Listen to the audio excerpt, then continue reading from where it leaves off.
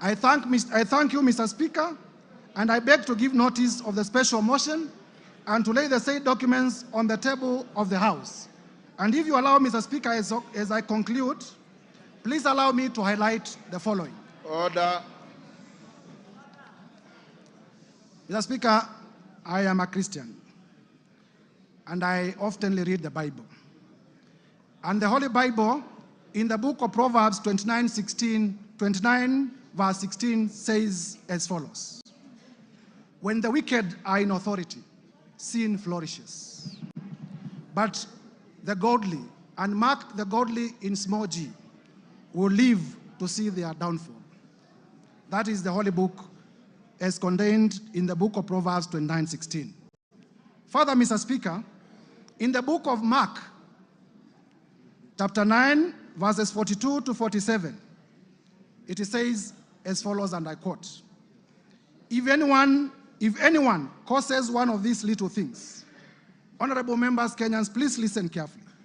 If anyone causes any one of these little things, those who believe in me, to stumble, it would be better for them if a large millstone were hung around their neck and they were thrown into the sea. 43, if your hand causes you to stumble, cut it off. It is better for you to end a life maimed than with two hands to go into hell, where the fire never goes out. 45, and if your foot causes you to stumble, cut it off. It is better for you to end a life crippled than to have 2 feet and to be thrown into hell. And if your eye causes you to stumble, pluck it out. It is better for you to enter the kingdom of God with 1 eye than to have 2 eyes and be thrown into hell. Mr. Speaker, if Kenyans cannot get services because of Deputy President Rigathi Gachagua, we'll be pleading, pluck him out from government. Mr. Speaker, honorable members, it is my belief that these 2 quoted verses are also true to the Quran and to other holy books. Turning now to our own jurisprudence. Honorable members, because many of us are political practitioners, even those who are not lawyers, would remember that in nullifying... Order, Mutuse, you are giving an motion, you are not debating the motion. Yes, I'm finishing. Yes. I'm finishing. In nullifying the 2017 presidential elections, His Lordship, the Chief Justice Emeritus, the Honorable David Maraga, pronounced himself in the following words: the greatness of any nation lies in its fidelity to the Constitution and adherence to the rule of law, and above all, respect to God. And Mr. Speaker, it is this persuasion, Mr. Speaker, that has made me to bring this motion of impeachment against the person of the Deputy President, His Excellency Rigathi Gachagua. For the record, and Kenyans, listen, I have no grudge, I have no malice, I have no ill will, I have no personal vendetta against His Excellency Rigathi Gachagua. I am just doing my duty as a citizen of the Republic of Kenya and executing my mandate as a member of this House as mandated under the Constitution to bring this motion. I will therefore, Mr. Speaker, with your permission, lay the documents before the House and beg to give notice of the motion. I thank you, Mr. Speaker. Hand over the documents to the clerk.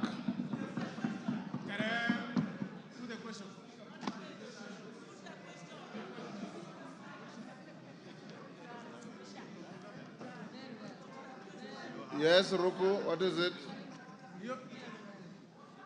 Order, members. Ruku, what is it? Honorable Speaker. In relation to the motion? Yes. What is it? Honorable Speaker, I rise to seek your clarification on the special motion for the removal of the Deputy President.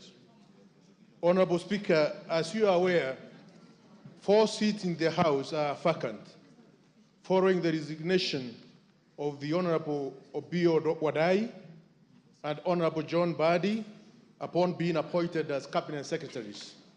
Further, as you are aware, The seat of Magarini constituency was declared vacant following a successful election petition. The Banisa constituency seat was also declared vacant following the unfortunate demise of our colleague. In this regard, we are now 345 members in this House and not 349 members. Honorable Speaker, in this right, what the threshold shall you use to determine whether the special motion, what is the threshold, Mr. Speaker, shall you use to determine whether the special motion meets the constitutional threshold? Differently put, Mr. Speaker, to pass this motion, shall we require 2/3 of 345 members or 349 members? In my view, vacant seats should not be counted. Order. You can't ask a question and answer it.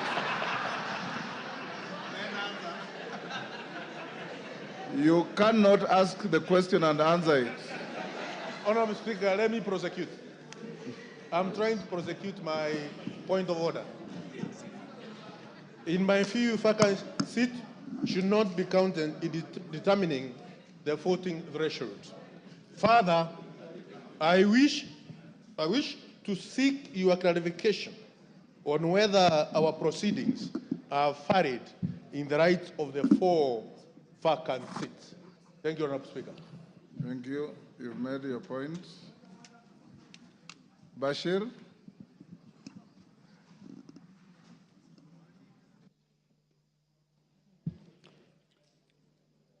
Honorable Speaker, Article 145 and 150 of the Constitution provides for removal of the Deputy President. Our standing order goes to great length on the same to explain the procedure for removal of the Deputy President, as stipulated under Standing Orders 64 and 65. Honorable Speaker, what is clear from reading of Articles 145 and 150 of the Constitution is that the role of this House is just to pass the resolution as to whether the Deputy President shall be impeached or not. It is the exclusive role of the Senate to conduct the trial process. Simply put, we are the initiators and the Senate will be the trial house. Honorable Speaker, consequently, I seek your guidance on whether it is necessary to invite the Deputy President to this House in terms of the right to be heard, noting we have nothing to do with the real process. In my view, the Deputy President shall be required to appear before the Senate, but nevertheless, I seek your indulgence on this matter. Thank you, Honorable Speaker.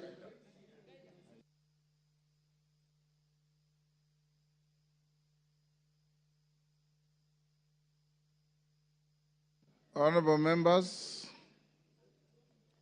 we'll leave it there. Yes, Junet. Mr. Speaker, I don't intend to anticipate the debate.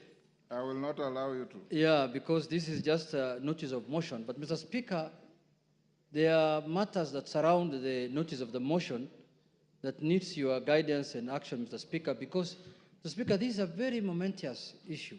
Because, as you are aware, when this country gave itself the new constitution, Mr. Speaker, Kenyans were very happy.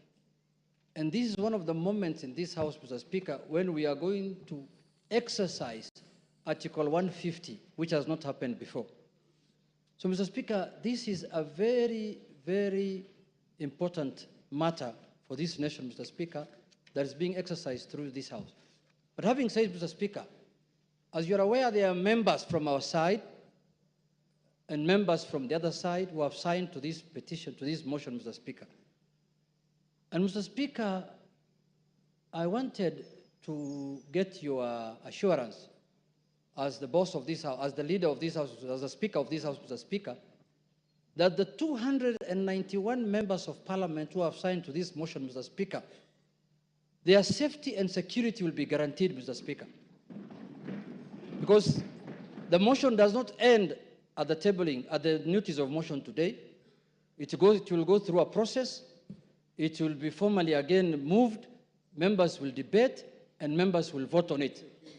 Mr. Speaker, we want those 291 members of parliament to turn up here the day of voting, Mr. Speaker, without missing any one of them, Mr. Speaker. Mr. Speaker, we have just passed the new Inspector General of Police the other day here, Mr. Kanja. Not really.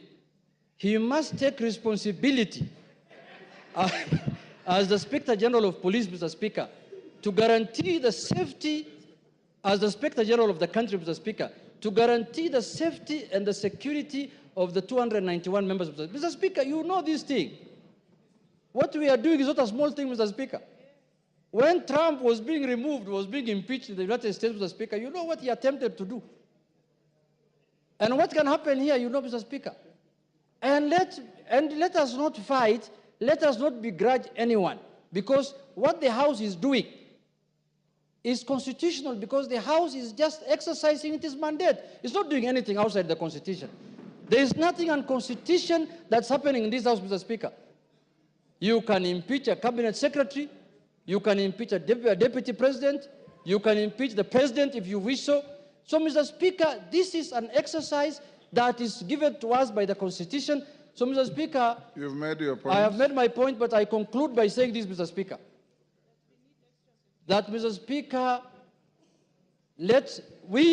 when we were elected, Mr. Speaker, as members of Parliament, we became the staff of the Parliamentary Service Commission. Each member here, Mr. Speaker, they are employees of the Parliamentary Service Commission, which you are the chairman, Mr. Speaker.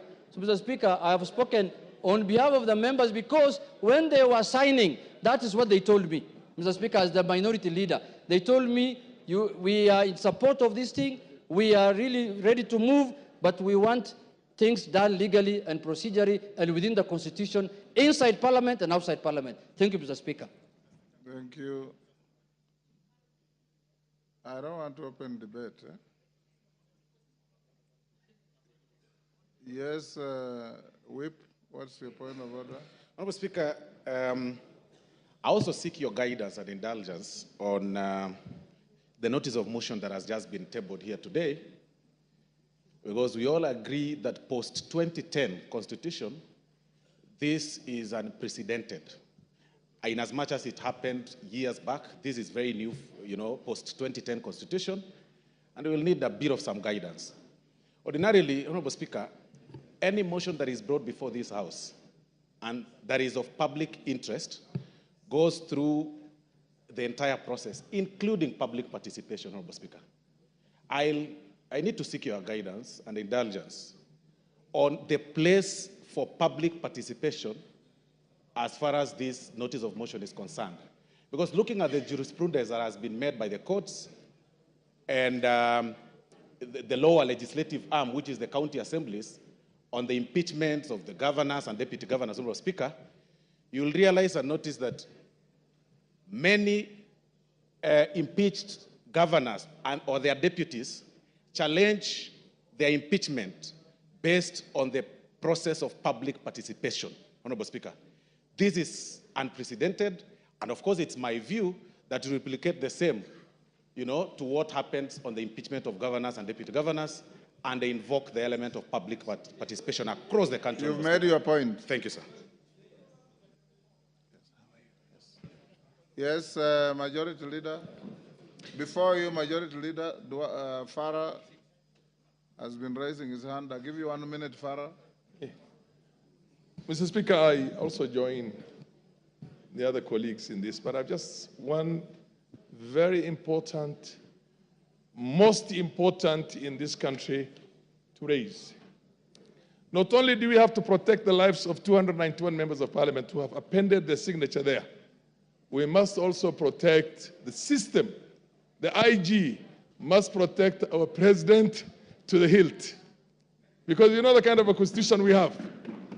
Any reckless thug can decide to change the course of history if, God forbid, anything were to happen to our president. You get my point? And there are people who we have been so worried lately I get the feeling that they can even have the capacity to plan something like that. Let us make sure this information goes out. Our president must be protected to the hilt until this motion is over. Because if, God forbid, anything were to happen, then we have something much bigger to worry about. Thank you. And those guys are... You're the last on that. Thank you, Honorable Speaker. My Honorable Speaker, if you will indulge me, I'll add something on security. But before that is on Standing Order 85, Honorable Speaker.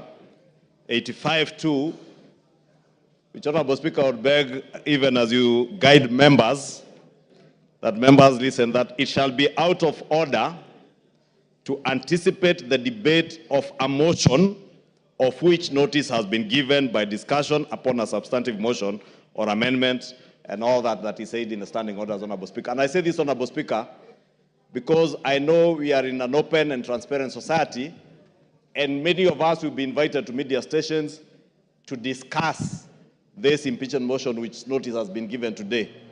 Just to caution members that it will be completely out of order to discuss the substance of the motion in media stations before debate, as is contained in our standing orders.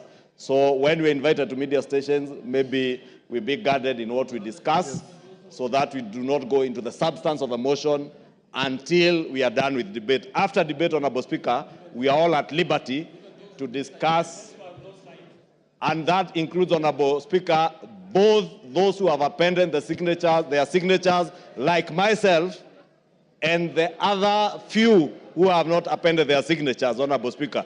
The 58 members who have not appended their signatures. Honorable Speaker, just to add on to what the Honorable Farah and Honorable Junet have said, Honorable Speaker, the security of members of Parliament is paramount.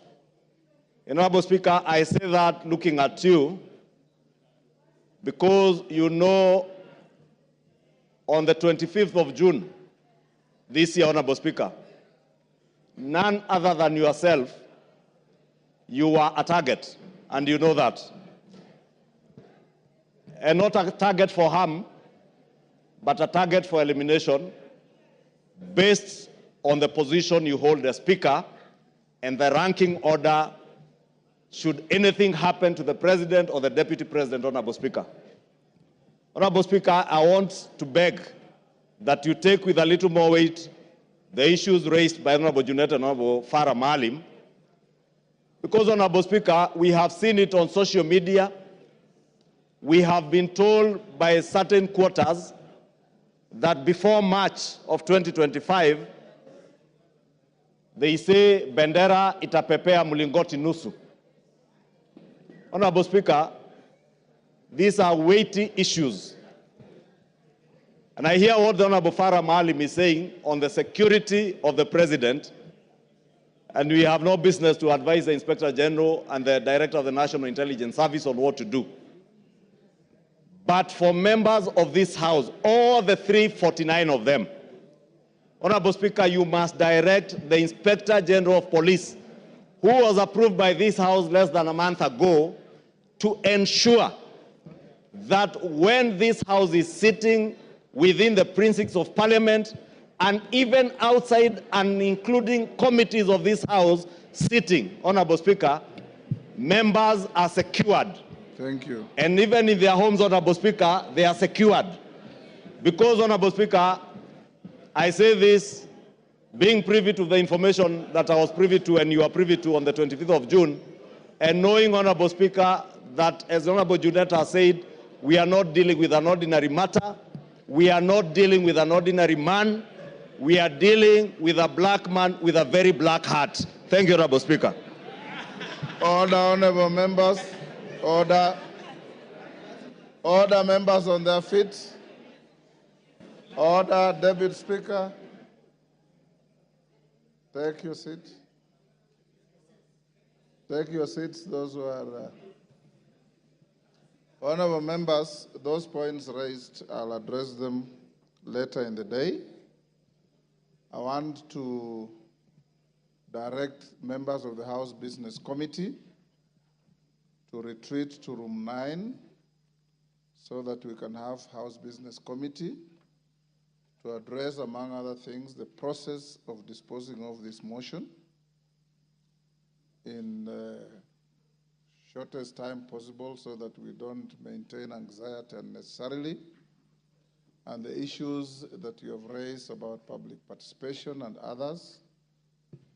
So after the House Business Committee, the Speaker will come back to the House at about 5 and give you direction on what we shall do from here going forward. So I'll now direct the Deputy Speaker to come and take the seat so that members of the House Business Committee, Juneta and your team, Ichungo, your team, all troop to room 9 for a meeting immediately. I've closed that chapter, Mshomba. You didn't raise your hand when I was giving people. That chapter is closed. I'm sorry I didn't see you. Yes. Pardon?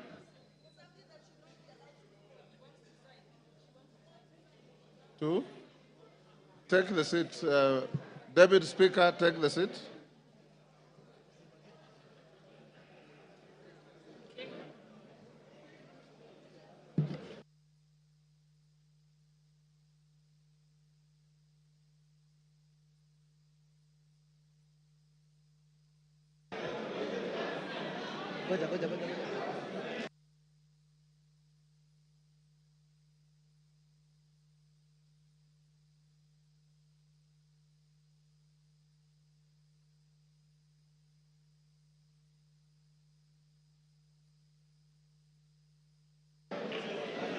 Next order. Order number 7, questions and statements.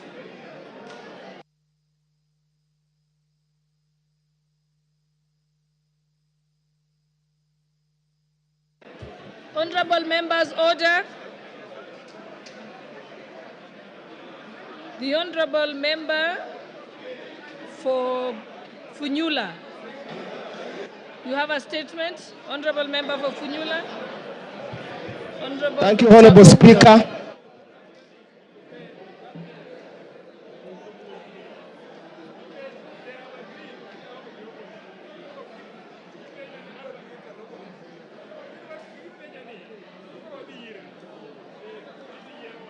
Honorable Speaker.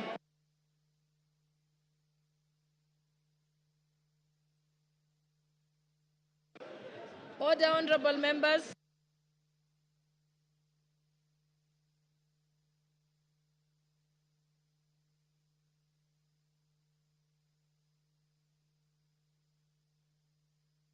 Order, honorable members. Order, honorable members.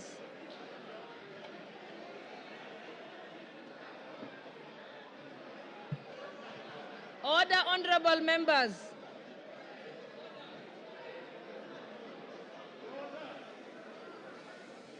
Order, honorable members.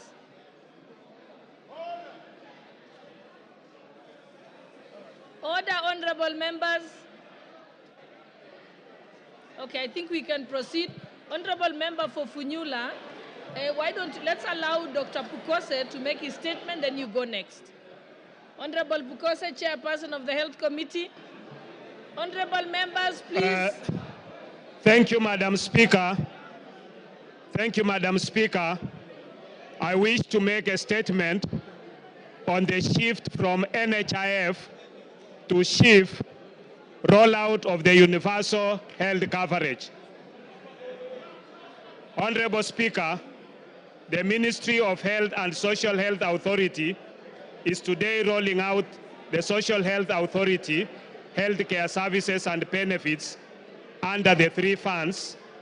That is the Primary Healthcare Fund, Social Health Insurance Fund, and the Emergency Chronic and Critical Illness Fund established under the Social Health Insurance Act number 16 of 2023 that was enacted by this House almost a year ago.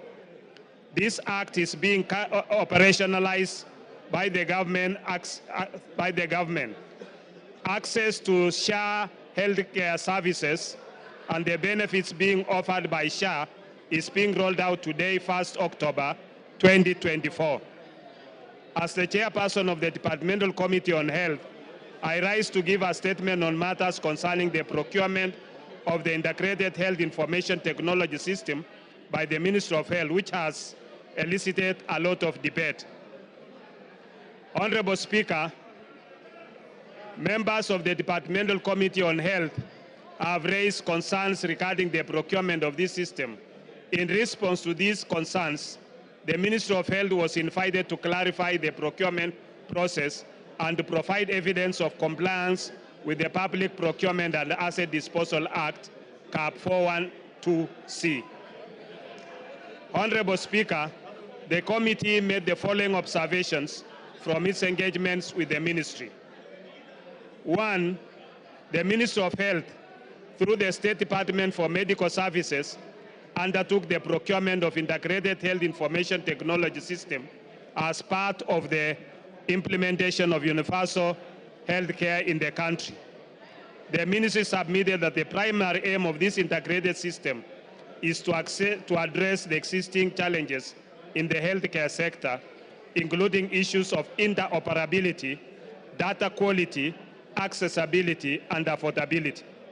The Ministry of Health is aligned with the Kenya Health Sector Strategic and Investment Plan, the Kenya Health Data Collaborative, and the Kenya Digital Economy Blueprint, all under the guidance of Section 105 of the Health Act, CAP 241. Honorable Speaker, the system procurement involves a contract valued at Kenya shillings 104,808,136,478, set to be executed over a 12-year period. The Ministry of Health has partnered with MS Safaricom PLC as a strategic partner with the procurement conducted under the specially permitted procurement procedure. The procurement covers the development and implementation of integrated health information technology system, including digital health care platforms. The tender is structured in two major cost components. Initial investment by the strategic partners of Kenya shillings 34,003,483,013 over 2 years, and infrastructure support and maintenance of Kenya shillings 70,804,653,465 over 10 years.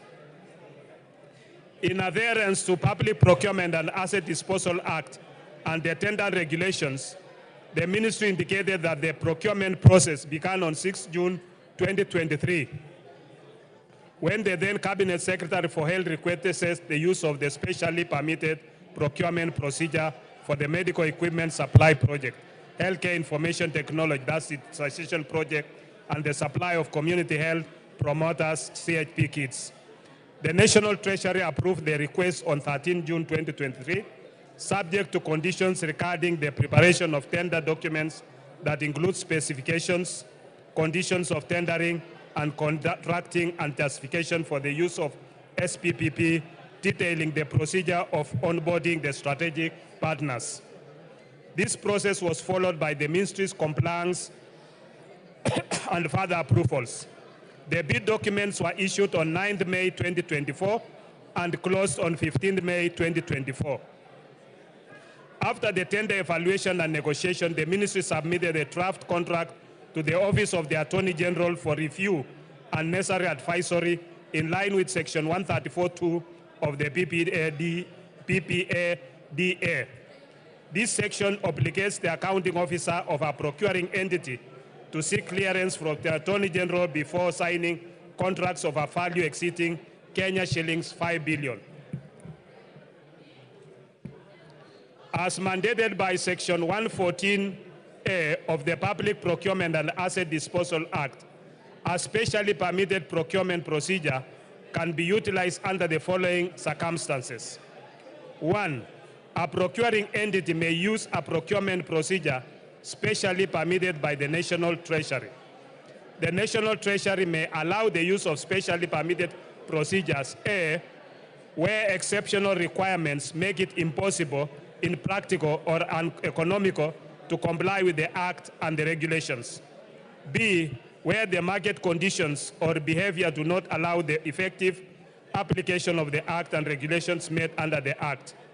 C, for specialized or particular requirements which are regulated or governed by harmonized international standards or practices.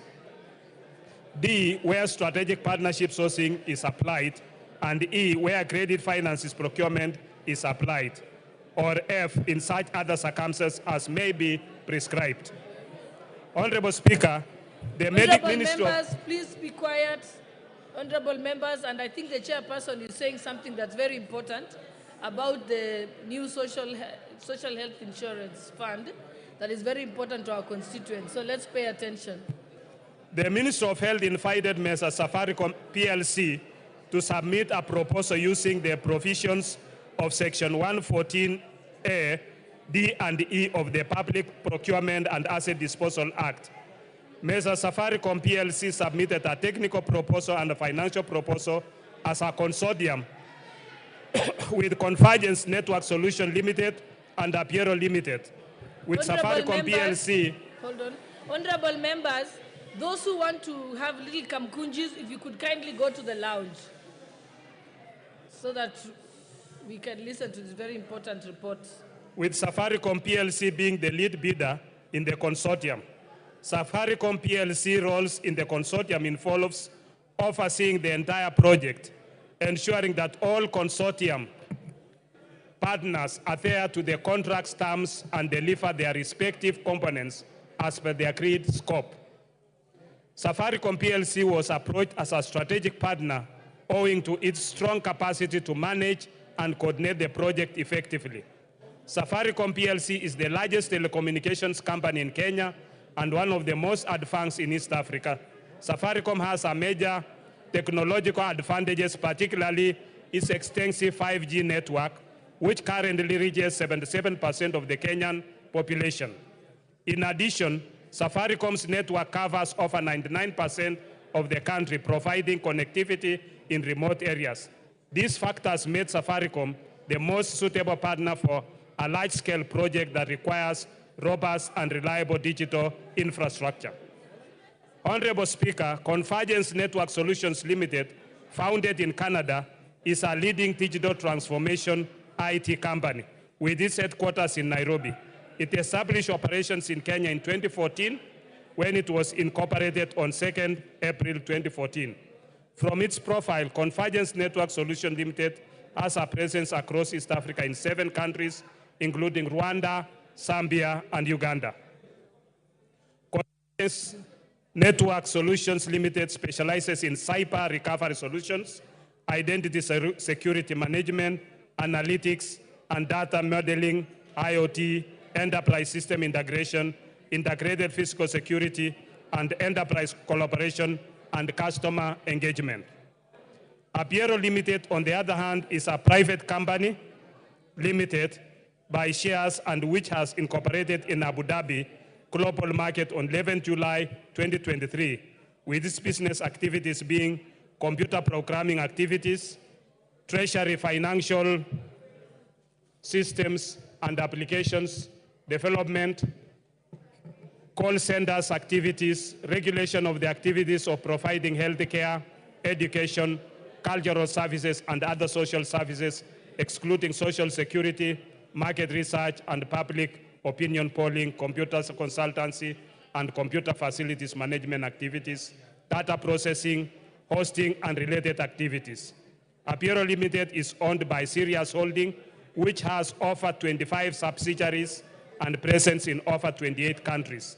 The latter is an international holding company, the largest UAE holding company with over USD 250 billion market capitalization and 479 subsidiaries across 9 industries.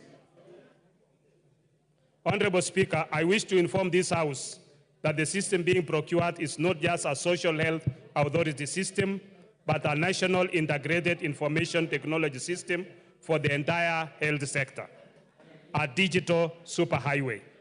The system, therefore, this digital superhighway is therefore not solely managing social health insurance, but provides for the various components aimed at delivering a comprehensive and integrated healthcare system for the country.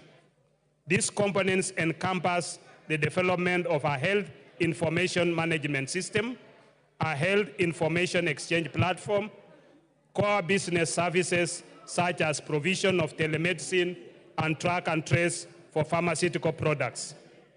The Social Health Authority Insurance Management Platform, an enterprise resource planning system, national logistics and supply chain management software, a learning platform, a data lake, and analytics system, as well as the necessary digital health infrastructure to support these systems.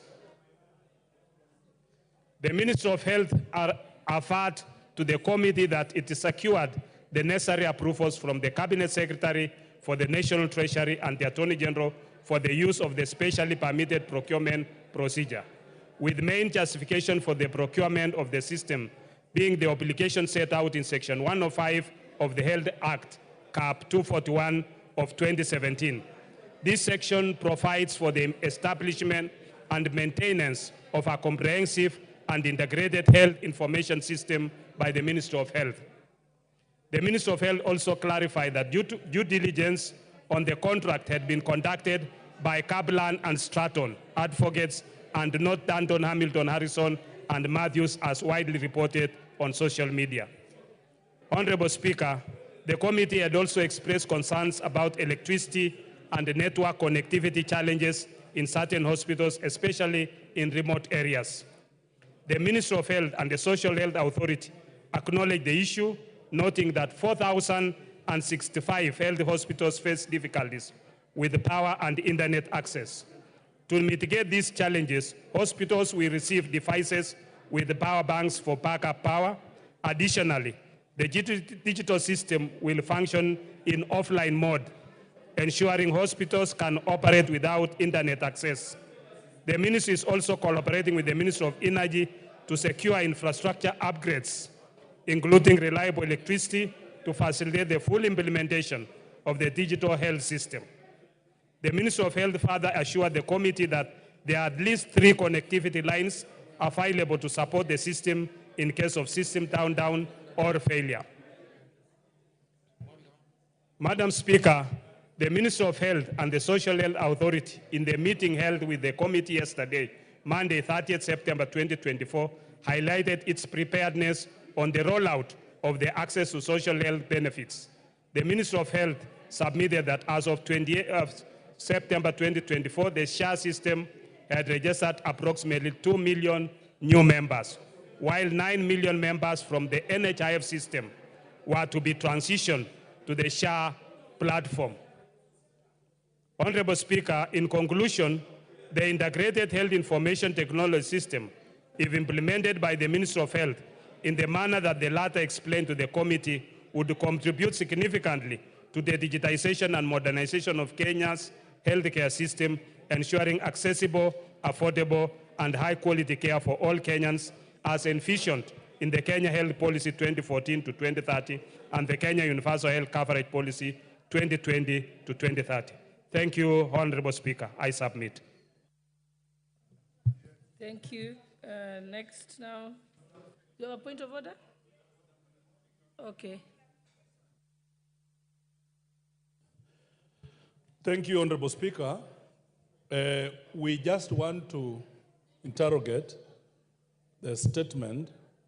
I have a few concerns, Honorable Speaker. One,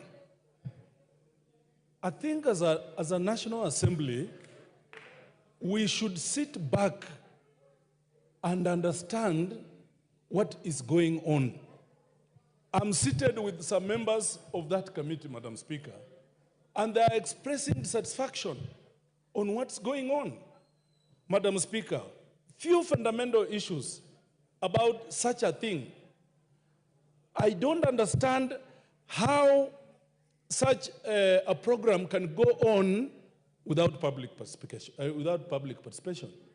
This is a house of rules. We enact laws. We are supposed to follow the laws. 2, Madam Speaker, the greatest systems, most sophisticated, KRA, name them.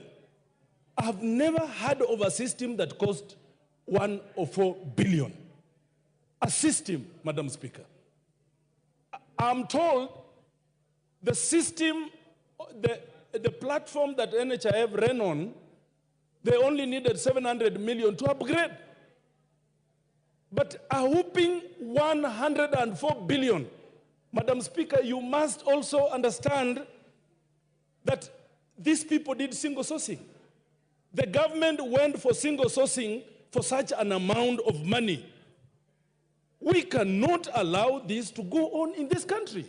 We are saying, take a step back, go and listen to what Kenyans are saying.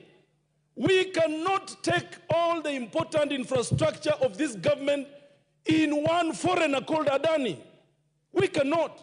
We cannot give him the airport. We cannot give him Ketraco. We cannot give him our health system. It's going to collapse. Lastly, Madam Speaker, I have read and interrogated this statement very well. The benefits that NHIF was giving were superior than the benefits this system is going to give, Madam Speaker. I want to beseech this National Assembly that when the country is headed in a wrong direction, we must say no. Let's step back and listen. This thing is a bad thing.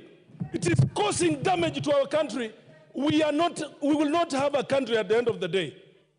Mr. Chairman, sit back, go and follow processes. You cannot award a contractor of 104 billion by single sourcing. You cannot. The eating is just too much. We should not allow this eating and looting in this country. Thank you, Madam Speaker. Yes, Honorable Justice Kemei. Thank you, Madam Speaker. Make it brief so that the chairperson will be able to respond. I'll be very brief, Madam Speaker. And mine is not related to the statement that has been given by the chairman of the Health Committee. But, Madam Speaker, I thought I'm only letting you, I'm entertaining any comments on what the chairperson has said. What do you want to talk about? Sorry, Chair. I had sought a statement from the chairman of the Health Committee on the 15th of August this year on the state of smallpox in this country, mpox, sorry. Okay, I think there's no relevance to what we are discussing now, so you'll have to ask that at another time. Okay. Yes, Honorable Member for Funyula, then I'll come to you, Beatrice Elachi. Honorable Speaker, I'll make it very brief. Honorable Speaker, I'm shocked beyond belief. I'm shocked that a member of parliament can come and stand here and justify the massive rip-off. 104 billion, Honorable Speaker, just to run a system. Honorable Speaker, to be honest, Chairman, we beseech you. You are a Kenyan. Be mindful of the people of Kenya. 104 billion going to the hands of insiders of this government is a rip-off. We cannot afford to steal from Kenya to this extent, Honorable Speaker. How heartless can you be? Just go back, Honorable Chair. Single sourcing, 104 billion. Where on earth? Just go, reflect, think about it, involve your committee members, and surely tell yourself, you are a Catholic like me. You are a Christian. You cannot afford to steal when you have no remorse. Thank you, Honorable Speaker. Honorable Elachi. Thank you, Madam Speaker. Mine is just to ask Chair to guide us, because we have many, many people with chronic diseases who have been using NHIF. We have now changed from today into shift. And they need to understand that if I go, because when you say star 147, everybody was trying and nobody was able even to enter into this system. For me, what is a bit sad is that you can imagine somebody who was going for dialysis does not know what to do when they arrive in hospital. How I wish the Ministry of Health can put in a public notice saying, if I have an NHIF and I've been going through chronic diseases, dialysis or whatever, I arrive in hospital with my NHIF, you put me in the system, you give me this shift card or whatever it is, it will help us. But lastly, if we want to be really people who look in humanity in eyes, I am hoping that that system never costed us 104 billion when the president is struggling with a Eurobond, which again we did the worst mistake at that time. That Eurobond costed us 16% on a dollar, when that time Egypt was getting the same Eurobond with 3%. Let us not go back to those things that happened 2013, 2014, and we are back here. It will be as wrong, as evil, as it has never happened. Thank you, Madam Speaker. Yes, Honorable Kibagendi, and then I'll come to you, Honorable Nyikal. Madam Speaker, I sit in the Health Committee, and I have raised concerns about a bulk of what fellow members have raised here this afternoon. One of my concerns, of course, was about the cost of this particular system, given that some of the most sophisticated systems that we have in this country are KRA, Safaricom, M-Pesa, and a few others that cost less than 10 billion Kenya shillings. I'm wondering why we should genuinely spend 104 billion shillings on a system that those who created the NHIF system were willing to upgrade for less than 1 billion shillings. 104 billion shillings is adequate to take care of primary school children. For 10 years, it's 9 billion per year. They would have lunch in school. Secondly, Madam Speaker, why this system should offer an inferior benefit, yet members now pay more. Imagine, Madam Speaker, they are saying in a family, you can only benefit, only one individual can benefit to go for diabetes tests per year, one person, and it's only 4,000 shillings. Only one person can benefit on matters to do with dental, and it's about 2,000 shillings. Only one member in a family can benefit with optical medical care. It is absurd given what we had in NHIF. If indeed NHIF had issues, our focus should have been to review the claims management department. And today, Madam Speaker, I would like to bring to your attention that even in this social health authority, there is a scheme to outsource the core mandate of this particular authority, which is the claims management department. And that will be a loss of funds that would have been used to support poor Kenyans. Madam Speaker, this is something that I've been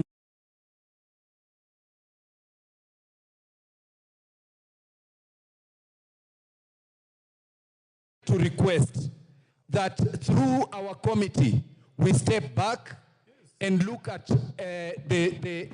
I've forgotten to mention, in our committee, we requested the ministry to produce even one photo of a public participation event. They could not produce even one. There was no public participation anywhere in this country. So, Madam Speaker, I would request as a member of that particular committee, and there is a lot that we can talk about. We step back and review this and even the cost. I forgot to mention also that the companies that benefited from this particular contract have never developed any kind of this system anywhere in the world. One of them was just registered the other day in July. So you can imagine the haste in which those who intend to benefit from this heard. Thank you, Madam Speaker. I think we just have one more voice, and then we can end this, and I'll allow the... Okay. All right, I'll go to Honorable Deputy Leader of Majority, and then I'll... Oh, yes, sorry. Sorry, I'm sorry, Honorable Oren, yes. Honorable Nikal was next, then I'll come to you. Thank you, Chair.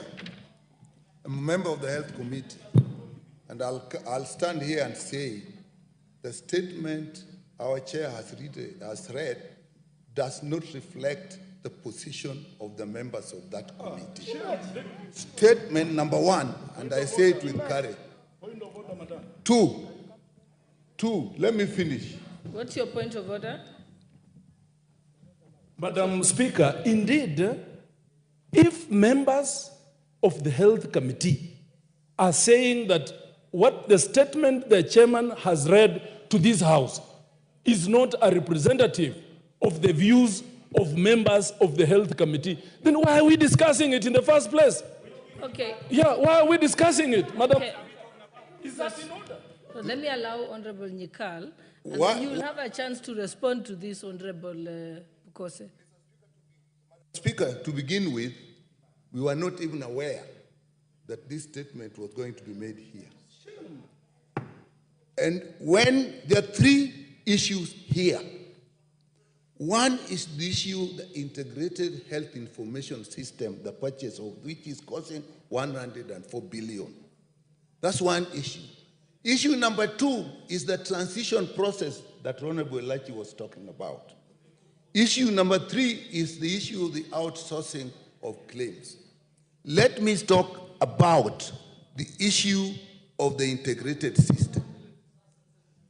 The information we got from the ministry as far as the procurement process was concerned, they followed the law as they interpreted it, but we were not satisfied.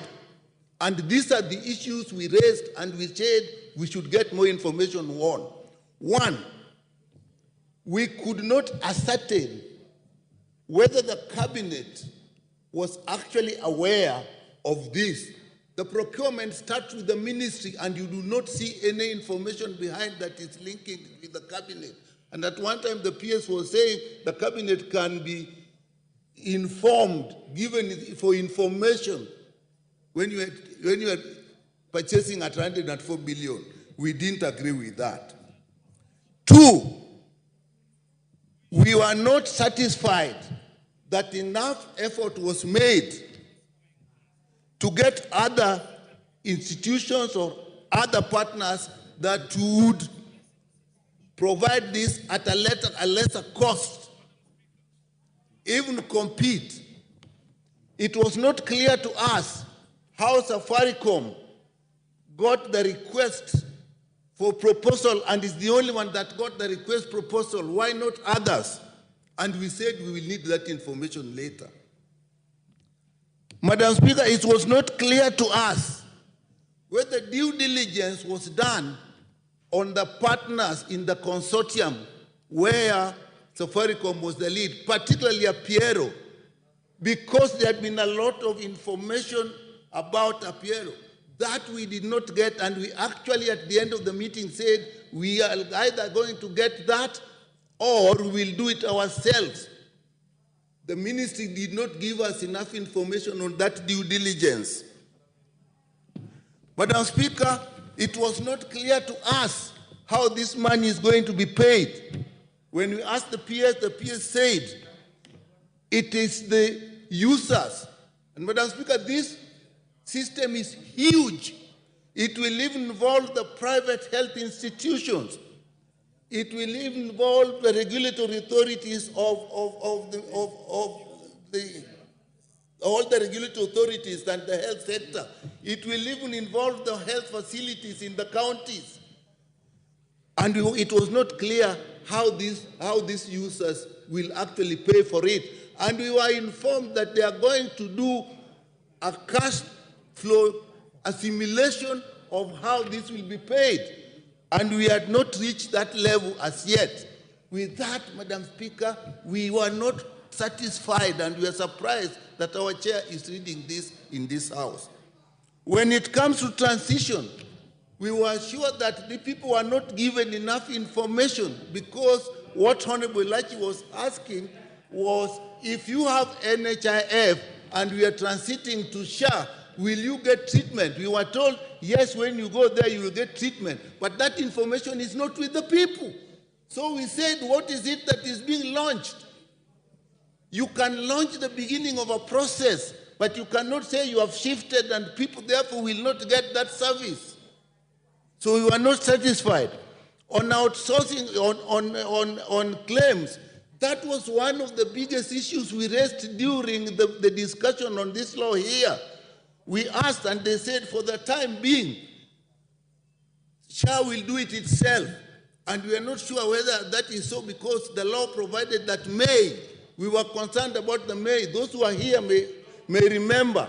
So, Madam Speaker, this, in the view of the committee, we have not reached a conclusion about this. So with that, Madam Speaker, I say it does not represent the view of members of the committee.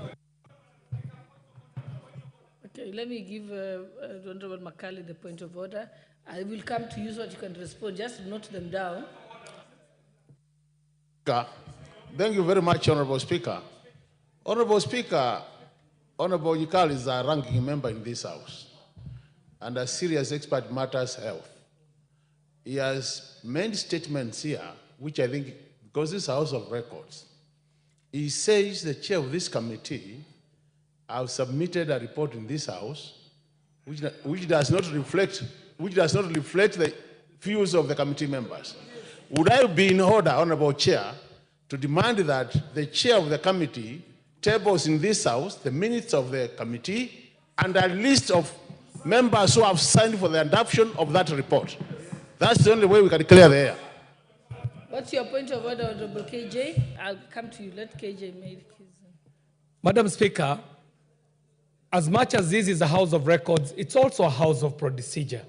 It is also a House of traditions.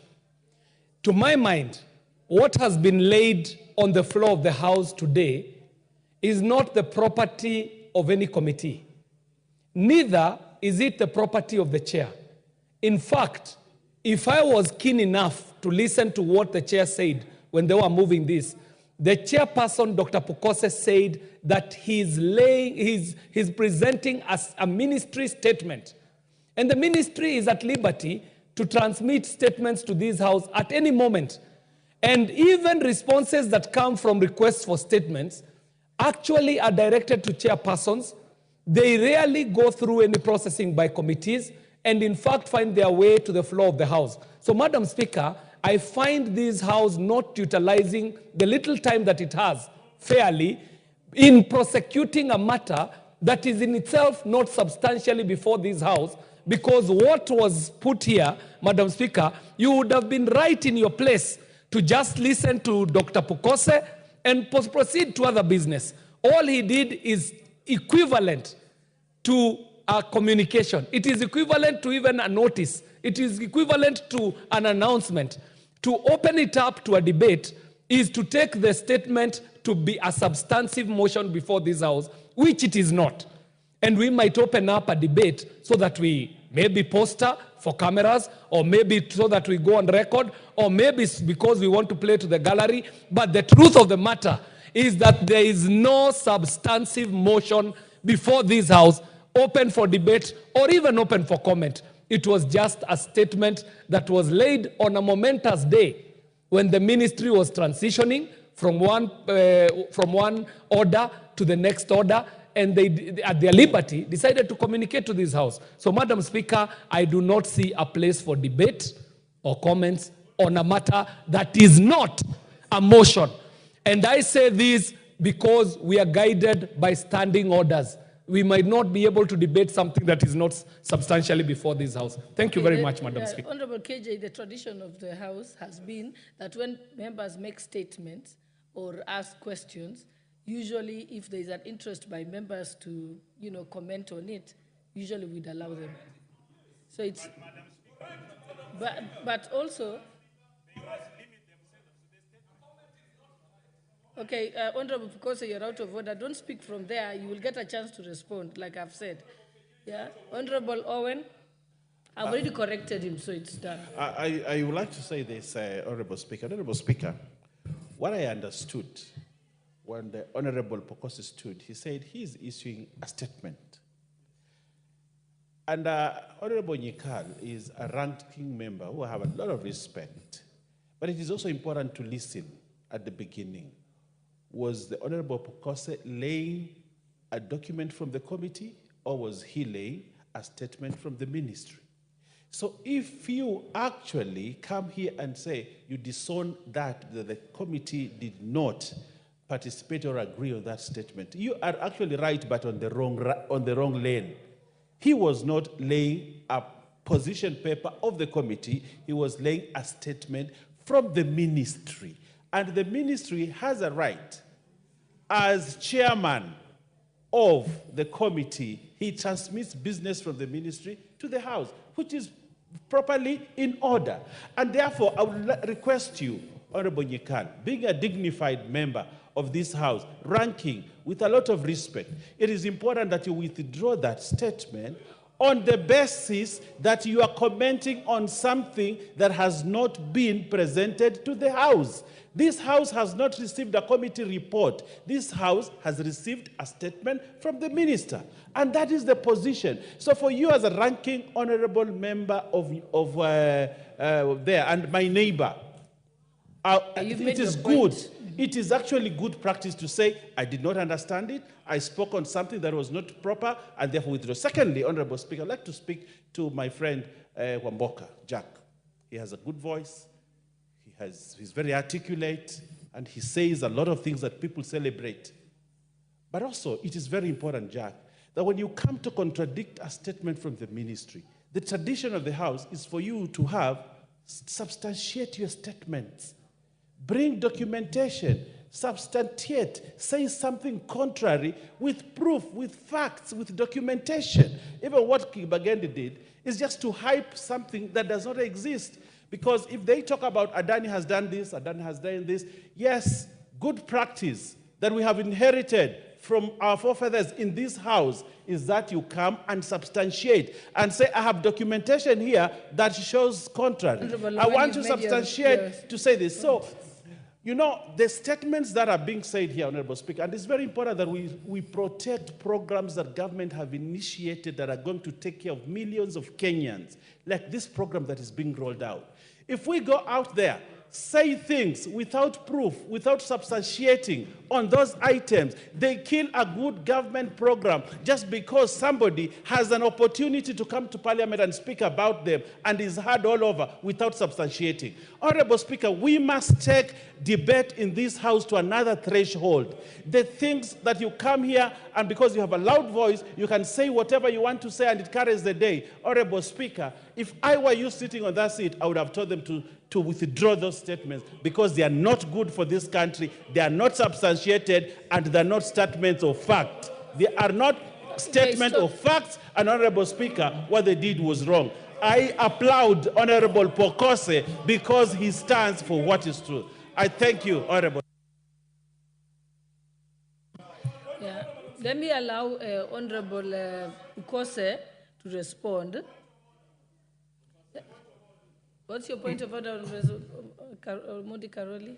Madam Speaker, understanding order number 1, I think Honorable Owen Baya is completely out of order to try and undermine the authority of this House and the discretionary power that the Speaker has to allow any kind of debate to be admitted on the floor of this House, especially on a matter that is as important as this. And I hope you are not going to close it after the response of the chairman, because we have views. We don't sit in the committee. We have our views to present on the floor of the House. And we didn't ask them to come and make the statement. They made it. They've walked into our territory. We must have the opportunity now to speak. And I hope it will not be closed at that. Thank you, Madam Speaker. I think honorable members, let's allow Honorable Pokose to confirm so that he can clarify whether it's a ministry report or a committee report. And I think the members from the committee, I think if Honorable Pokose has admitted that it's a ministry report, then yes, it is true that it was not, that didn't come through your committee. But let's allow him to respond so he can clarify those issues. And yes, this particular topic is very important to Kenyans. Madam Speaker, this is a statement. We are in order number 7, which is statement. And Honorable Speaker, you allowed me to make a statement on behalf of the ministry on the rollout from NHIF to SHIF. That is on the rollout of the universal health coverage, which is happening today. That was the basis in which I was given this position to make that statement. Unfortunately, my colleagues are assuming this is a committee report. No, it is not a committee report. This is a statement. I think that should be very distinguished. Secondly, Madam Speaker, the points which have been raised by my colleagues, Honorable Nyekal and the other members, are not in relevance to my statement. None of them has disputed any of what I've raised in this statement. They have actually gone ahead to make their own points based on what they know. And I think that is very wrong. It is based on hearsay. And Madam Speaker, when I brought this statement, the aim of this statement is to reassure Kenyans that today we are rolling out, we are moving from NHIF to SHIF. And when we are moving from NHIF to SHIF, people are worried outside there. Are we going to access our health services? That is the point. And in this report, I said 9 million of the people who are in NHIF are going to be moved to SHIF today or moving forward. It is not a one-off event. This is a transition. Today is the start, and it is moving. They have already registered about 2 million people into the SHIF system. Among the SHIF, people are talking of system. What is here is a digital superhighway. SHIF is just a small, the ERP for SHIF is just a small component of it. The rest is a huge component. And members, my committee members, Honorable Kibagendi, Honorable Nyekal, they are aware. And this is not, unfortunately, I listened to you. I didn't dispute what you are saying, but you are talking from an ignorant point.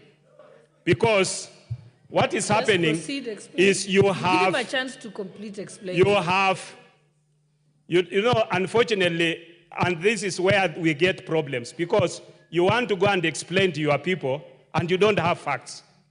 In this digital superhighway, it is connected to the national registration barrier and many other systems within it. It's a huge thing. It has two components. When we now go into the digital superhighway, it has two components. This is a digital health authority system. It's a Ministry of Health system. So what happens is you have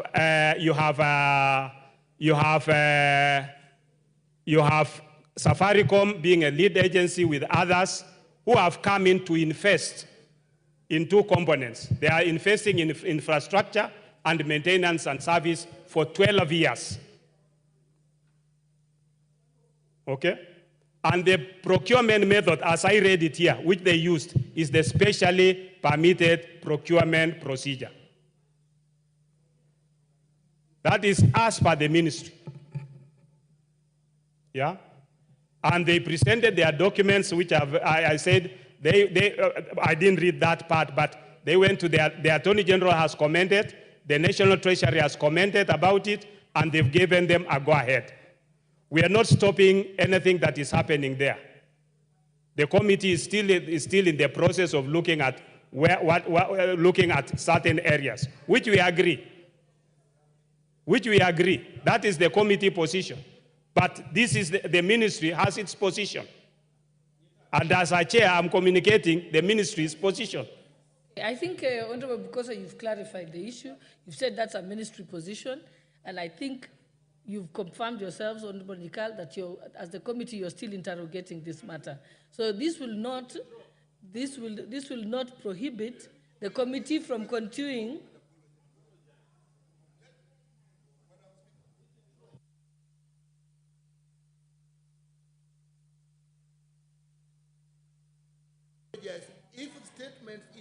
made?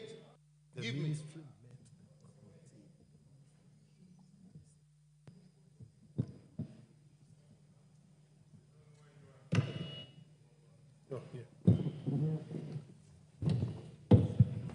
One, if the ministry wishes to make a statement to the public, it is not through this house. If the ministry is making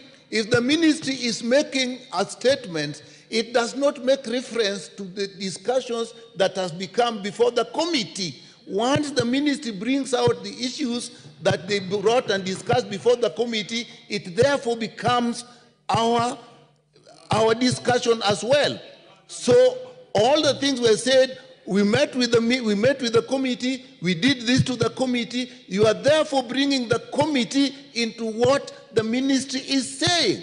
And we have not completed, giving the impression that what the committee is saying, what the ministry is saying, the committee has agreed to it. So on that, there is nothing to withdraw and to apologize about. Okay, Honorable Nyikal, I think it's understanding order 44B, you know, the leader of majority or minority or chairperson of a committee or their designee may make a statement relating to their responsibilities in the House or activities of the committee. So yes, they're responsible to oversight the Ministry of Health. So yes, he's in order to come and make that statement as a statement coming from to the people. Yes. He hasn't referred to the. He didn't refer to. He has not referred to the committee, and I think he's made it clear. It's a ministry statement. The committee will be at liberty. You'll be at liberty to continue to interrogate this issue. Yeah, it doesn't affect your operations because you can still come and question the ministry. The ministry can appear before the committee and still question them on that issue. I think, Honorable Owen, let's just close this and move to the next statement. No, I think the comments were more based when people thought it was okay, I'll just allow you, Honorable Karoli, but Thank you, Madam Speaker. very briefly, though. Yes, normally I'm very brief. Madam Speaker, ever since this particular matter came into public limelight, I think both the country and the House are addressing the wrong issue. Let me explain why. What is being touted as being supplied by a consortium led by Safaricom is nothing other than an information management system. It is a digital, as they call it, a digital superhighway. It is an information management system. What Safaricom has become an expert on doing is fronting contracts that are opaque, that are not transparent, as was evidenced by the one for surveillance of the city, and avoiding the tendering process. If you look at the amounts of money that are allocated to this particular process, 104 billion is equivalent to $700 million, which would capitalize a big insurance company to offer healthcare services to Kenyans. That is not the case here. We are being told that an information management system that is being acquired without competition, without transparency, will cost 104 billion, which was the amount for the first Eurobond Kenya ever borrowed.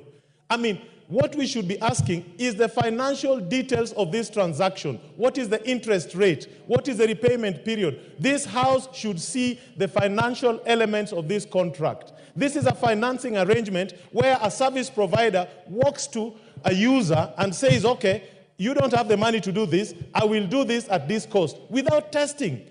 I think, Honorable... Yes, that is what we should be talking about. This is a financial instrument. Karoli Omondi, I think we've already settled it, that this matter is before the committee. It's before the committee, isn't it? Okay, what's your point of order, Honorable Chair? Madam Speaker, I'm on a point of order. Honorable Karoli Omondi has claimed that this is a health information management system. But from my reading, the system there is not solely managing social health insurance, but provides for various components aimed at delivering a comprehensive and integrated health system for the country. These components encompass the development of a health information management system, that is one, a health information exchange platform. That is 2. Core business services such as provision of telemedicine, track and trace for pharmaceutical products. Yeah? You are not listening. The health information system is just 1. There is track and trace for pharmaceutical products. There is core business services such as provision of telemedicine. There is development of a health exchange platform. It is many things. No, that is different things. Okay, you know, the problem is you are not listening. Okay, Honorable Pukose. Okay, Honorable Pukose, I think now we are flogging a dead horse. Already, the committee is at liberty to interrogate this issue. The committee is at liberty to summon the Minister of Health. Honorable Pukose, don't defend the ministry position. There's no, and I'm saying you've read it. Let the committee will work on it. And obviously, it's obvious that members have questions. You'll deal with it at the committee level. We are not going to be able to deal with it here on the floor of the House. So let us end this debate, Honorable Owen. Yes, Honorable Owen. I want to say this. You know, Honorable Karoyo Mondi is a bright lawyer, and he understands what he's saying. And I also want to know more about these things that he's talking about. I also want to know more, Honorable Karoyo. But you see, you're using the wrong path. Why don't we summon PPRA, the Public Procurement Regulatory Authority, to come and explain how they allowed that to happen? I also want to know how 104 billion would be used on this. But then, do you want to ask that to Honorable Pukose? There are people in this country that have been given a job to do that.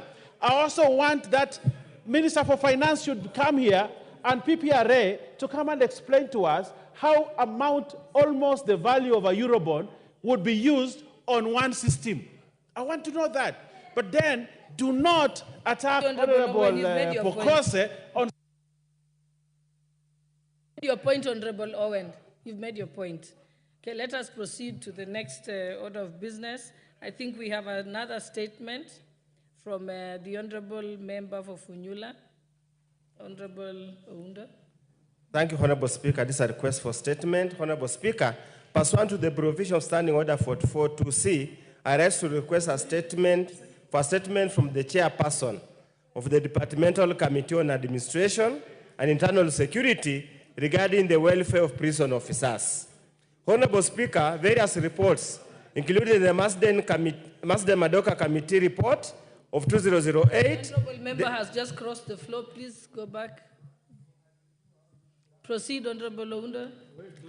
Honorable Speaker, various reports, including the Masden Madoka Committee report of 2008, the Maraga Task Force report of 2023, and other Ministry of Interior and National Administration reviews, have repeatedly identified and documented the challenges facing the Kenya prison services. Despite these comprehensive evaluations and recommendations made, the situation remains largely unchanged. The state of affairs was affirmed in the Maraga Task Force report, which stated the situation remains the same as what the Madoka Committee established about 15 years ago. In essence, the conditions within the Kenya prison services remain precarious and pose a potential threat to national security if the service ultimately becomes dysfunctional.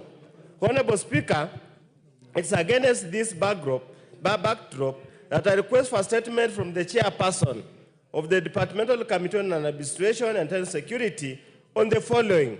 Number one, the status of implementation of the recommendations of the Maraga Task Force report, specifically in relation to the promotion of prison officers, some who have stagnated at the same job grade for over 10 years, and the constitution of the Prisons Council as provided for under Section 21C of the Prisons Act.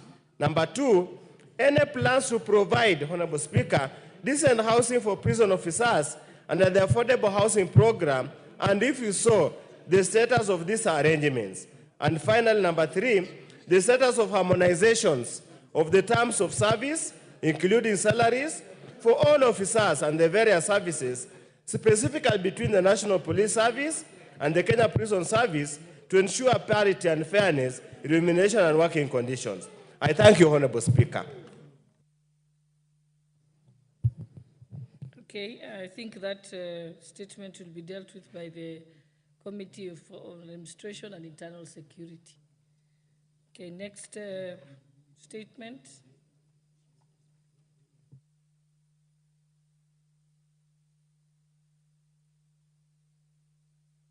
Is there anybody from that committee, Administration and Internal Security? Give him the mic. Thank you very much, Madam Chair, Madam Speaker. But that statement is to actually the State Department of Correctional Services, which falls under Justice and Legal Affairs. So I believe that will be the right committee which will handle the statement, and that can be done within 14 days if it is forwarded immediately to the State Department of Correctional Services. Thank you for that correction. Now I remember actually that was moved to Justice and Legal Affairs. Okay. The next statement is by Honorable Member for Langata. Thank you, Madam Speaker. Honorable Speaker, pursuant to the provision of the Standing Order 44(2)(c), I rise to request a statement from the chairperson of the Departmental Committee on Defense, Intelligence and Foreign Relations regarding the current management and public access to Uhuru Gardens. Honorable Speaker, Uhuru Gardens is one of Kenya's most significant national monumental facilities. It holds deep historical value as it is the site where the Kenyan flag was hoisted during the Declaration of Independence on the 12th December 1963. It symbolizes the birth of the nation and Kenya's freedom from colonial rule. The facility is a site that represents Kenyan national identity, national pride, where citizens can reflect on the country's history, achievement, and aspirations. For many years, Uhuru Gardens was a valuable recreational space for the local community and tourists. The expansive green space allowed people to engage in physical activities such as morning runs, picnics, relaxation, and now more so content creation for the young people called the Gen Zs, hence promoting physical and mental well-being. Public access to such facilities is therefore essential for the community health and social cohesion. The situation changed when the facilities was placed under the military oversight, which has restricted public access. Honorable Speaker, it is against this background that I rise to request for a statement from the chairperson of the Departmental Committee on Defense, Intelligence and Foreign Relations on the following. 1. Clarification whether Uhuru Gardens will remain an open public space as it was earlier or has become a space of controlled visits and access. 2. A report on the status of the completion of the renovation of Uhuru Gardens by the KDF and when will the public be granted access. 3. The reasons for permission of certain activities such as marathons, music concerts at Uhuru Gardens while the general public is denied access. 4. Plans in place to ensure that Uhuru Gardens is listed under the e-citizen platform, specifically the 222 portal, to allow citizens to make payments or bookings for the public access and events, thus ensuring accountability and transparency. I thank you, Madam Honorable Speaker. Thank you. That particular statement will be marked to the Committee on Defense, Intelligence and Foreign Relations. Is there any member of that committee here? Okay, the Deputy Majority Leader, you'll ensure that that is acted on. And you can tell them they have 2 weeks to respond. Next is a statement by the Honorable Fatuma Zainabu, member for Migori. Thank you, Madam Speaker. Honorable Speaker, pursuant to the provision of Standing Order 44/2/C, I rise to request for a statement from the chairpersons of Departmental Committee on Environment, Forest, and Mining regarding mining activities in Makalda Gold Belt in Migori County. Honorable Speaker, the Makalda Gold Belt in Migori County is known for its riches in precious minerals such as gold and copper. The minerals are precious national resources that ought to be extracted for the benefit of the nation, the local communities, and the future generation as envisaged under Article 69 of the Constitution. It is of great concern that mining activities in Makalda seems uncoordinated, hence violating the rights of the residents to the benefit from the minerals. Additionally, in September 2023, the Cabinet Secretary for Environment, Climate Change and Forestry gazetted 6,165 acres of land in Makalda area as forest land, despite the land being ancestral home to over 20,000 households that have lived on and practiced artisanal mining on the land for many years.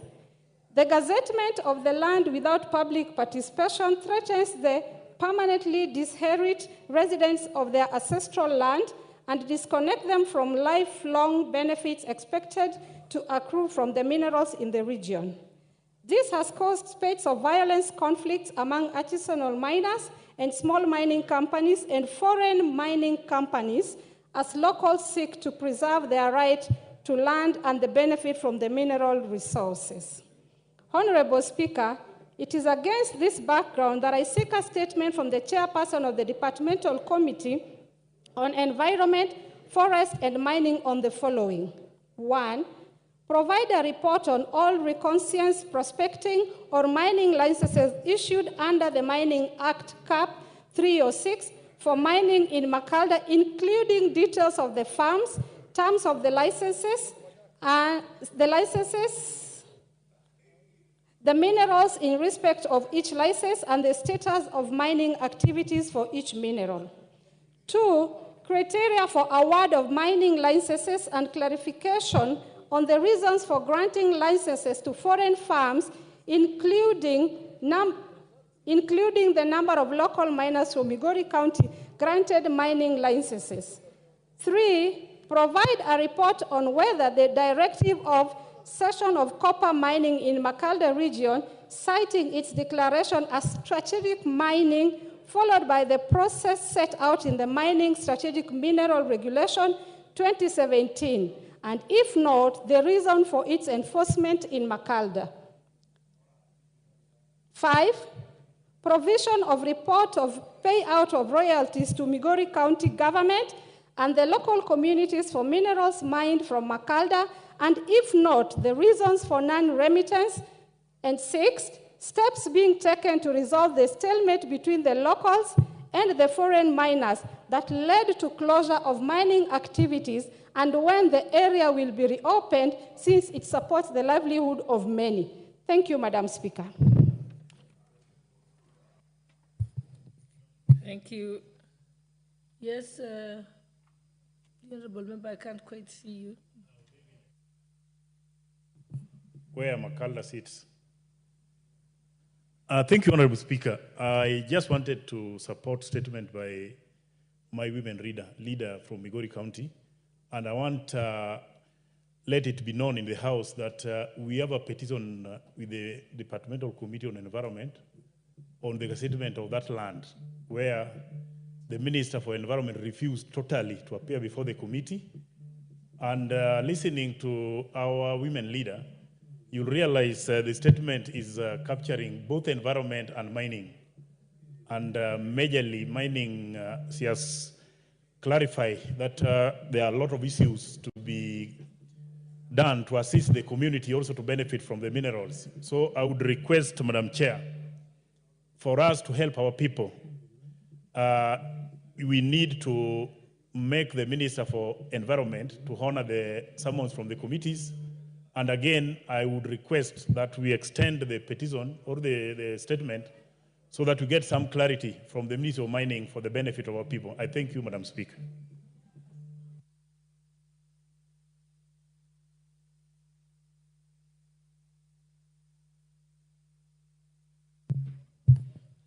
Okay, I think that statement of Honorable Fatuma will be placed before the Environment and Forestry Ministry, and also to them, and also mining.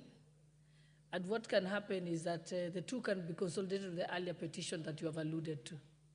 And I think leader of majority would ensure that happens, because I can't see the member for that committee here. Thank you. Okay, let's proceed.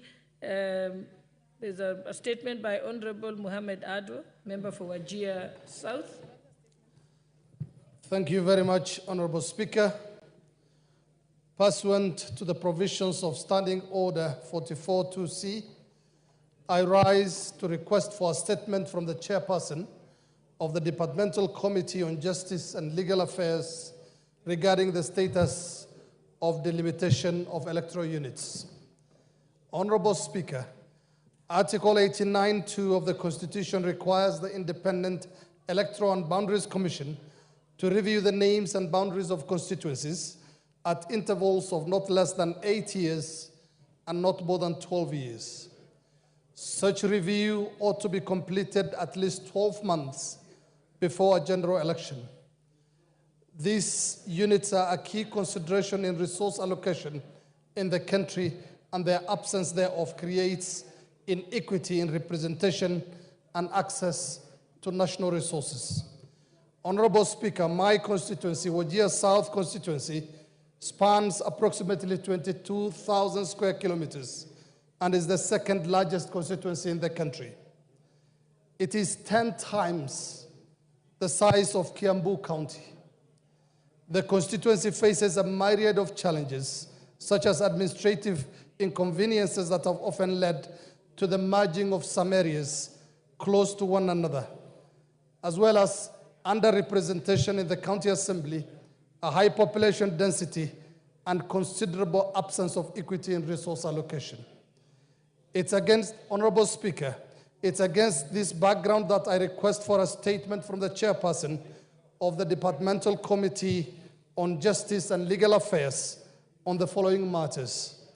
1, the expected timelines for the delimitation of electoral units in accordance with Article 89(2) of the Constitution, and measures put in place by the government to ensure that residents of constituencies and areas like Wajir South constituency and North Hor that are not just overpopulated, but also have little access, that have access to more resources while awaiting the boundary reviews.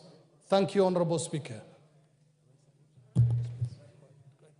Thank you. A particular statement will be marked to the Justice and Legal Affairs Committee. Honorable Sir George Murugara. Honorable Irene Wayaka, you're distracting the chairperson. We've said that the matter relating... Honorable Murugara, did you hear about the status of the delimitation of electoral boundaries? When will you be able to give a response on this? Thank you very much, Madam Speaker. We do not have an IBC on which we can actually give these particulars.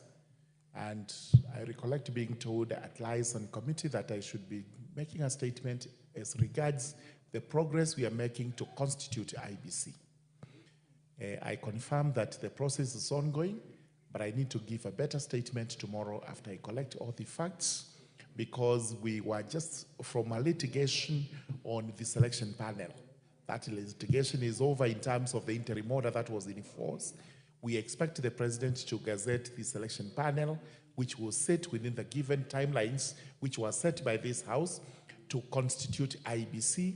Once it is in office, then we can start answering such pertinent questions as regards the limitation and other issues.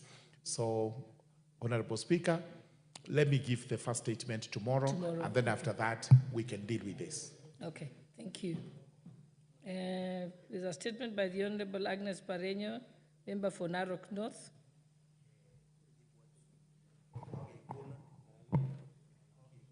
Thank you, Madam Speaker. Honorable Speaker, pursuant to the provision of Standing Orders 44-2C, I rise to request for a statement from the chairperson of the Departmental Committee on Trade, Industry and Cooperative regarding the sale of Ufundi Cooperative Plaza by Ufundi Sacco. Honorable Speaker, Ufundi Cooperative Plaza in the Nairobi Central Business District has for several years been the subject of a vicious court battle between Ufundi Savings and Credit Cooperative Society Limited and its 14,999 members. In 2022, a 3-judge bench ordered that the land and the plaza, which are co-owned by the SACCO and the investing members, should be sold and proceeds be shared after clearing debts owed to Cooperative Bank of Kenya. The proceeds would be shared between the SACCO and investing members at a ratio of 58.88% and 49.12% respectively. Honorable Speaker, the ruling made by the court intended to bring closure to the long-standing dispute and provide a fair resolution for all stakeholders. Despite the clear directives provided by the court, ongoing wrangles between the investing members and the SACCO continue to impede the sale of the Ufundi Cooperative Plaza. Unfortunately, the wrangles have affected constituents of Narok North constituency who are members of the SACCO. Some of the affected constituents include Mr. Peter Kisemba of ID number 1576966 and Mr. Ngoge Kitere of ID number 0094256. The inordinate delay in the sale of the payment of dues has caused anguish and financial distress to the members who are now elderly and some who are now deceased, with their dependents equally suffering. For instance, Mr. Isaac Amaungure of ID number 10242-136 and a constituent of Narok North passed away before he could receive payment of his dues. Honorable Speaker, it is against this background that I request for a statement from the chairperson of the Departmental Committee on Trade, Industry, Cooperatives on the following. Provide a report with clear timelines on the status of implementation of the court order on the sale of Ufundi Cooperative SACCO Society Limited and its land, and the modalities for the settlement of the sale proceeds between the SACCO and its investing members. 2, steps taken by the ministry to ensure compliance by the SACCO in execution of the sale in order to safeguard the interests of investing members. Measures put in place by the ministry for effective governance and regulation of cooperative societies to protect the savings of members and avert disputes like those facing Ufundi Cooperative Society Limited. I thank you, Honorable Speaker.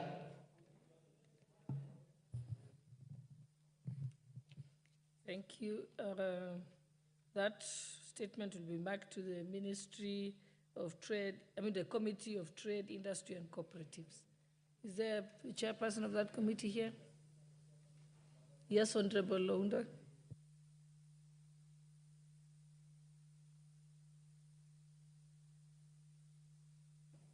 Thank you, Honorable Speaker. The chair and the vice chair are not present in the House at the moment, but I undertake as being a founder member of the committee to bring the statement within 2 weeks.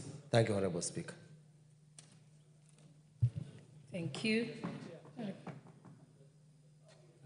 Okay, next we have the statement by Honorable Kazungu Tungule, member for Ganze. Thank you, Madam Speaker, for this opportunity. I rise to request for a statement regarding the status of elephant invasion in Ganze constituency. Honorable Speaker, pursuant to the provisions of Standing Order 44-2C, I wish to request for a statement from the chairperson of the Departmental Committee on Tourism and Wildlife regarding the increased invasion of elephants in Ganze constituency. Honorable Speaker, the current state of elephant invasion in Ganze has become a matter of great concern, particularly in Mitangani, Ndigiria, Bandari, Murimwandege, and pockets of Bamba and Mahera locations. The elephants have exhausted all water sources utilized by residents for domestic and livestock use. Furthermore, the invasion of the mentioned areas has rendered farming activities impossible, leading to increased dependence on unreliable and erratic relief food supplies. In addition, the risk caused by the elephants has compelled parents to escort their children to and from school, hence impeding them from engaging in profitable economic activities. The fear of attacks by elephants is causing schools to commence later and end earlier than scheduled, which negatively affects learning in schools. Honorable Speaker, the matter was reported to Kenya Wildlife Services officers in Gede, in Malindi, but the response has been lethargic. As a result, for the last 6 months, elephants have been roaming freely in residential and agricultural areas. It is also regrettable that for the last 6 months, the Ministry of Tourism and Wildlife has done little on rounding up the herds of elephants from the residential areas. Honorable Speaker, it is against this backdrop that I seek a statement from the chairperson of the Departmental Committee on Tourism and Wildlife on the following. 1, provide a report on the measures that the ministry is taking to ensure that the herds of elephants are returned back to the Tsavo East or other designated conservation areas,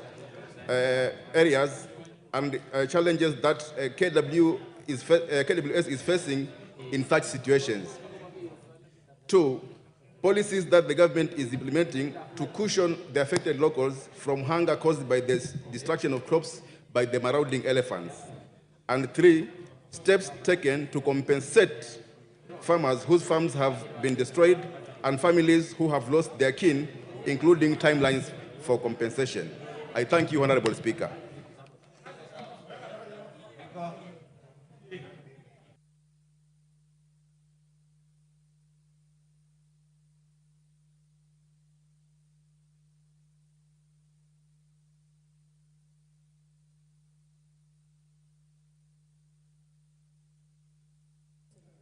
Okay, the next statement.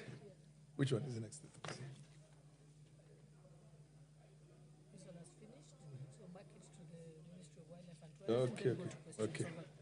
Okay. Yeah, this is now marked to the Ministry of Tourism and Wildlife, the Committee on Tourism and Wildlife.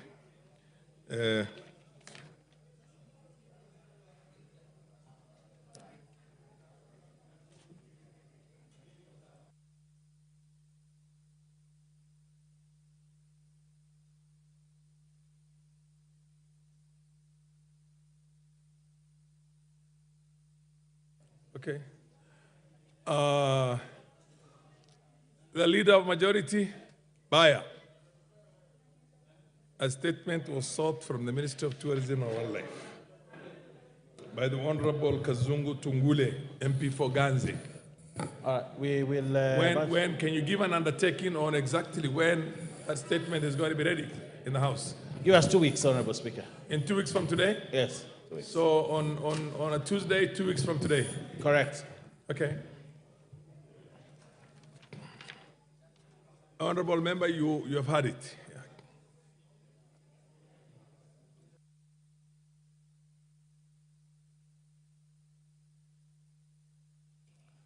Next order. Order number 8, the Technopolis Bill, National Assembly Bill number 6 of 2024, second reading, question to be put.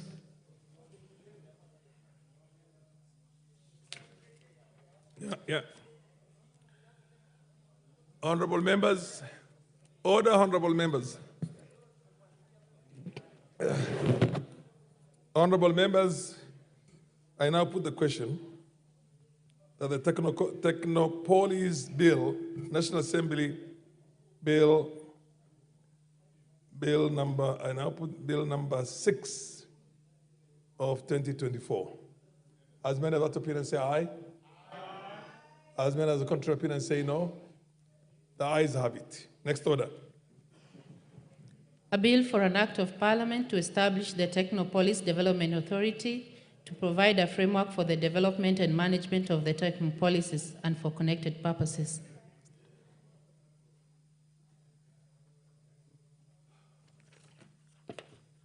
Order number 10, special motion, consideration of a nominee for appointment as the Director General of Competition Authority.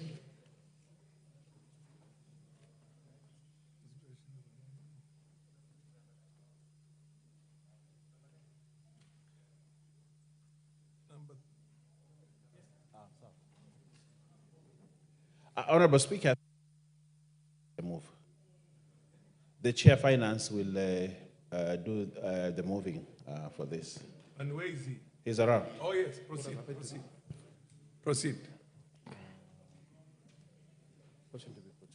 The Chair Finance Committee, proceed please.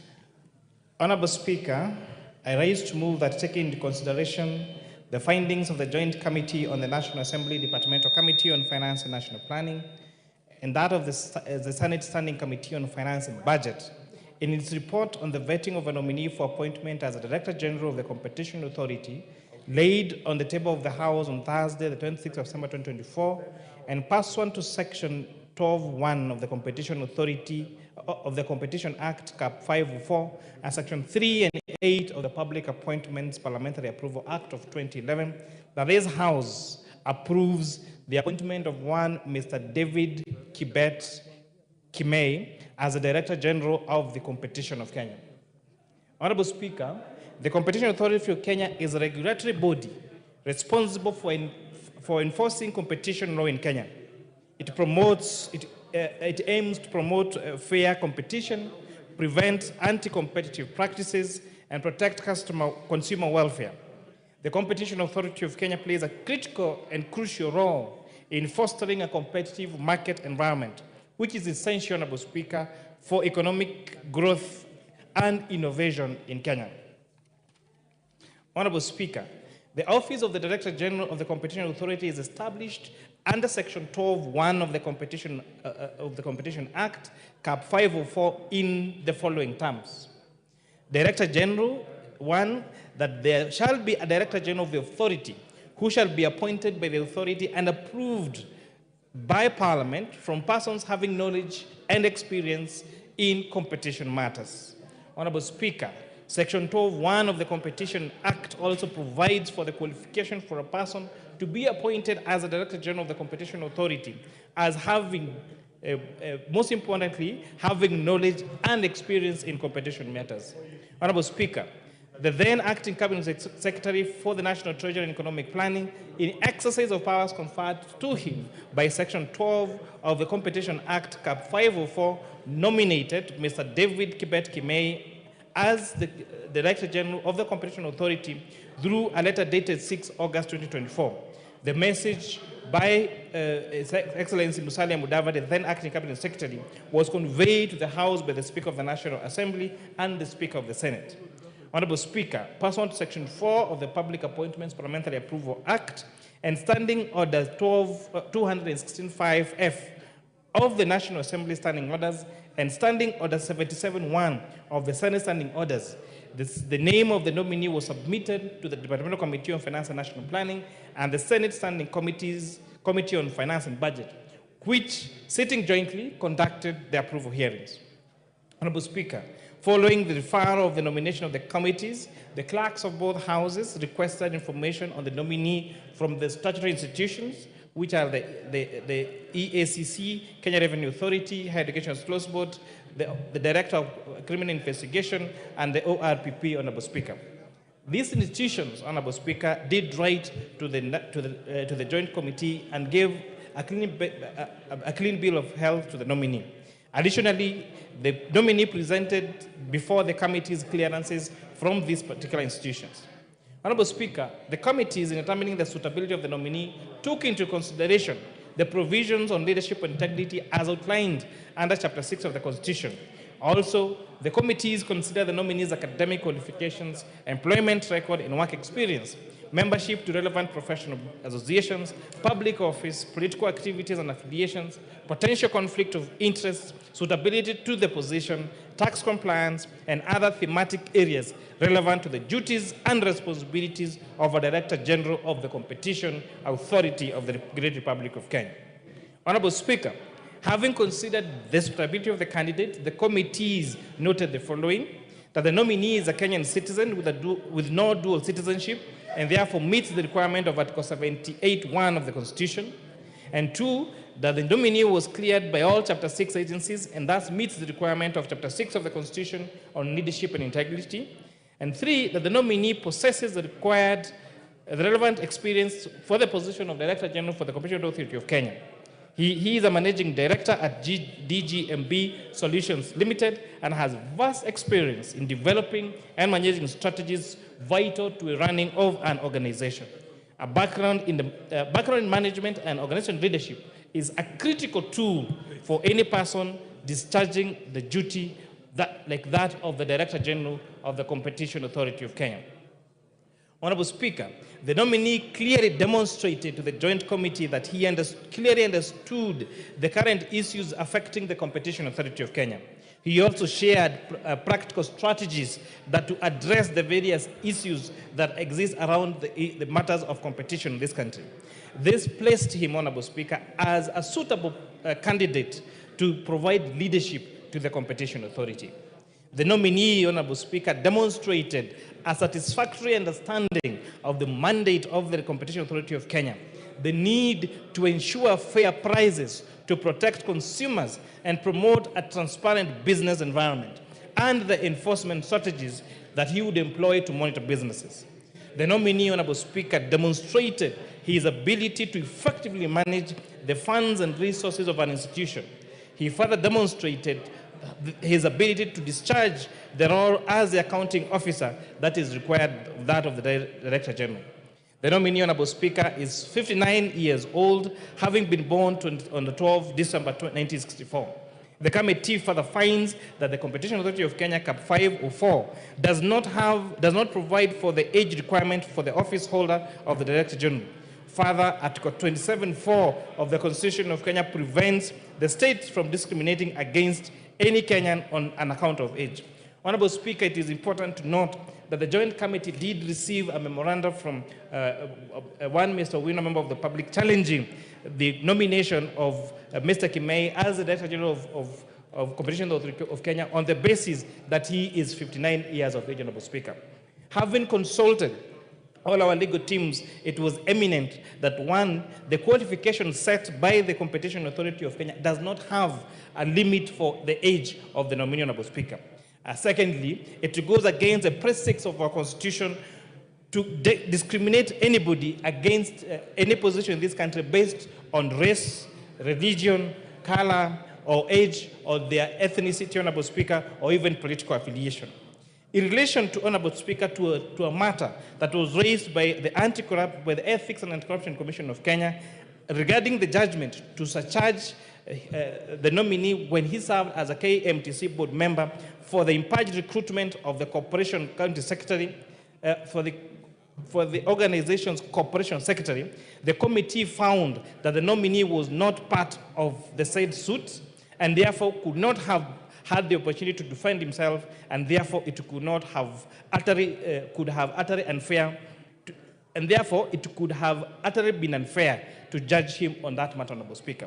The matter in question, Honorable Speaker, just to give this House some basis, is when the nominee served as a board member for the KMTC, the board then recruited to the position of the CEO of the Corporation Secretary of KMTC. However, the said nominee was found not to have the requisite academic requirements, which included to have the need to possess a degree in law and to be a certified corporation secretary, as he is, Honorable Speaker. However, considering that was a board decision, and although even a court ruling had been issued, the suit was against the board of KMTC, and KMTC as a body corporate, and not to him as an individual member of that board, Honorable Speaker. And therefore, considering that he was not party to the suit, and therefore had not been accorded time to go and justify himself and defend himself, and a chance for his version to be had, the joint committees found that using that as a basis to deny this candidate the approval for this particular position of Director General would be unfair and would make him not have a recourse to be had, Honorable Speaker. The Honorable Speaker, it is therefore against this background that I request this Honorable House of the 12 of the 13th Parliament to agree with the joint committees of the National Assembly, Departmental Committee of Finance and National Planning, and that the Standing Committee of Budget and Finance of the Senate, and approve Mr. David Kibet Kemei as the Director General for the Competition Authority of Kenya. Mr. Speaker, I beg to move and request the Chair, Jailer Committee to second. Thank you, Honorable Speaker. Honorable Murugara. Thank you very much, Mr. Speaker, sir.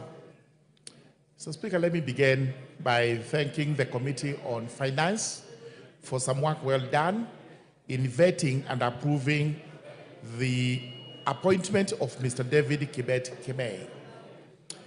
Without having to rehash exactly what the chairperson of the Finance Committee has submitted regarding this candidate, may I confirm that the candidate has immense experience in matters relating to competition, finance, and business. It is important to note that the Competition Authority of Kenya, the CAK, is actually under the Competition Act, Chapter 504 of the laws of Kenya, which is established specifically to ensure that the issues of competition in the country are dealt with in a manner that protects and promotes business in the country. The purpose of the Competition Authority is to promote, safeguard competition, also ensure that our national economy is protected and the consumers who are the beneficiaries of the protection actually are not subjected to unfair and misleading market conduct or conditions in the country. Therefore, the task ahead of Mr. David Kemei is to ensure that we as consumers in the country are protected from unfair competition practices, which are quite often in Kenya. Those include bringing in substandard commodities. They also bring in undercutting, charging less than the market can allow, practices which expose consumers to substandard goods. Mr. Speaker, sir, Mr. Kibet Kemei will have to move to enforcement and the compliance with the Competition Act of Kenya. Here we will require him to ensure that this law is actually implemented to the fullest to ensure that, again, consumers and the economy of the country is protected.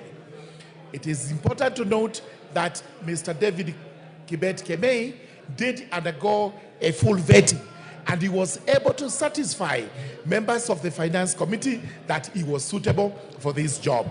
And therefore, in view of the report that has been given to us, the submissions that have been made here, we do not have any hesitation in agreeing with the Committee on Finance and calling upon this Honorable House today to approve the appointment of Mr. David Kibet Kemei. With those remarks, I beg to second. Thank you very much. Honorable members, I now propose the question.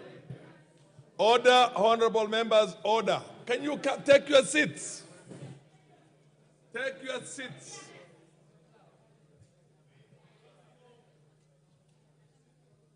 Honorable members,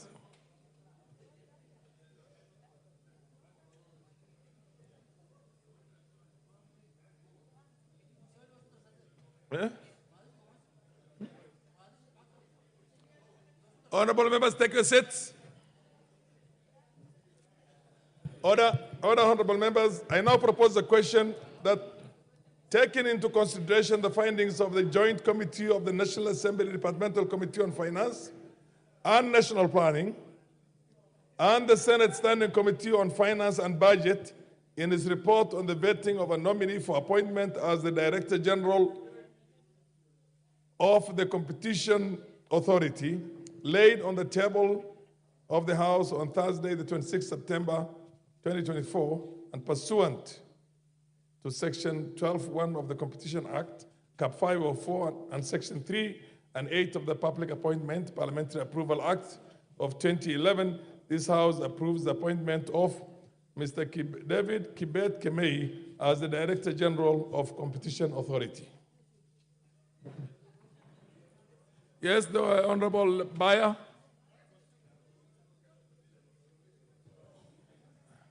Honorable Speaker, I stand to support these findings of the Joint Committee of the National Assembly Departmental Committee on Finance and National Planning and the Senate Standing Committee on Finance and Budget in its report on the vetting of a nominee for appointment as the Director General of the Competition Authority.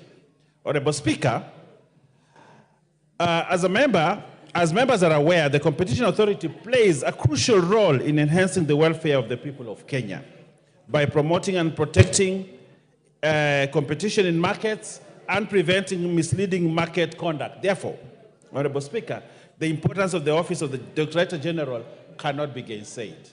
Honorable Speaker, I note that in considering the suitability of the nominee, the committee paid due regard to the constitutional and statutory requirements relating to the office in question and whether the nominee's abilities, experience, and qualities met the needs of the said office. Honorable Speaker, the committee was guided by the Constitution and the statutory requirements such as the national values and principles of governance, conduct of public officer, and leadership and integrity prerequisites. Additionally, Mr. Speaker, the suitability of the nominee was assessed after scrutiny of their background, academic credentials, and the professional qualifications, work, and professional experience, personal integrity, as well as their performance. The nominee, Honorable Speaker, Mr. David Kibet Kemei, has over 33 years' experience across many sectors, including academia, regulatory tourism, health, communication, and energy. Through his extensive employment record and work experience, the nominee is well equipped with the skills and expertise needed as Director General for the Competition Authority. Mr. Speaker, further, the nominee has clearly demonstrated a clear roadmap, according to the report, to promote growth in the sector, including creating a level playing field for businesses, advocating for regulatory reforms that promote transparency and competition, developing a regulatory framework that supports their competition, and promoting regional and global integration to foster a competitive environment that benefits both local and international business. Honorable Speaker, in conclusion, I urge this House to make a swift and favorable decision in approving Mr. David Kibet Kemei to the position of Director General of the Competition Authority of Kenya, thus reinforcing our commitment to protecting, strengthening, and improving the efficiency of our economy, which is vital for driving economic growth. Honorable Speaker, I support the appointment of David Kemei to be the Director General of the Competition Authority, and the report is available. The committee has done a good job, commendable job, and I want to thank the committee and the Senate committee, and therefore request this House to not waste time, but approve the appointment of David Kemei Kibet to be the Director General of the Competition Authority. Honorable Speaker, I support and request the members to support, and if the Honorable Pokose is around, he can request that we put the question and we approve. Honorable Speaker, I thank you. Majority Leader, the MP for Super South, the Honorable Karoli Omondi. Thank you very much, Honorable Speaker. I rise to support the nomination of David Kibet Kimei to the position of Director General of Competition Authority. As I'm doing so, I can see Honorable Marianne Keitan is smiling. There's a particular reason for that smile. Honorable Keitani and I happen to have worked with David Kibet Kimei many years ago when we established the first independent regulatory authority, then known as Electricity Regulatory Board, now Energy and Petroleum Regulatory Authority, EPRA. I give Mr. Kimei a very strong recommendation because from that group at ERB at that time, now EPRA, our inaugural chairman is now the Speaker of this House. Our inaugural CEO is now the Deputy Chief Justice of this Republic. Marianne Keitan, the first Chief of Staff, Lady Chief of Staff in the Republic of Kenya, are now a member of this House. One good engineer, Kevin Karaoke, is now the head of power at African Development Bank. And yours truly, Karoli Omondi, the first Chief of Staff in the Republic of Kenya, is now a member of this House. Now, let me begin by giving further information about David Kimei. He was very instrumental in helping us set up rules and regulations that would deal with competition in the power subsector, consumer protection, compliance issues, and dispute resolution. I'm very confident that David Kimei will be able to be a good Director General and discharge the functions of a regulator properly, of exercising independent authority and ensuring that the market work and consumers are protected and that disputes that emerge are settled expeditiously and equitably. Thank you, Honorable Speaker. I beg to support. The Honorable Marianne Kaitani.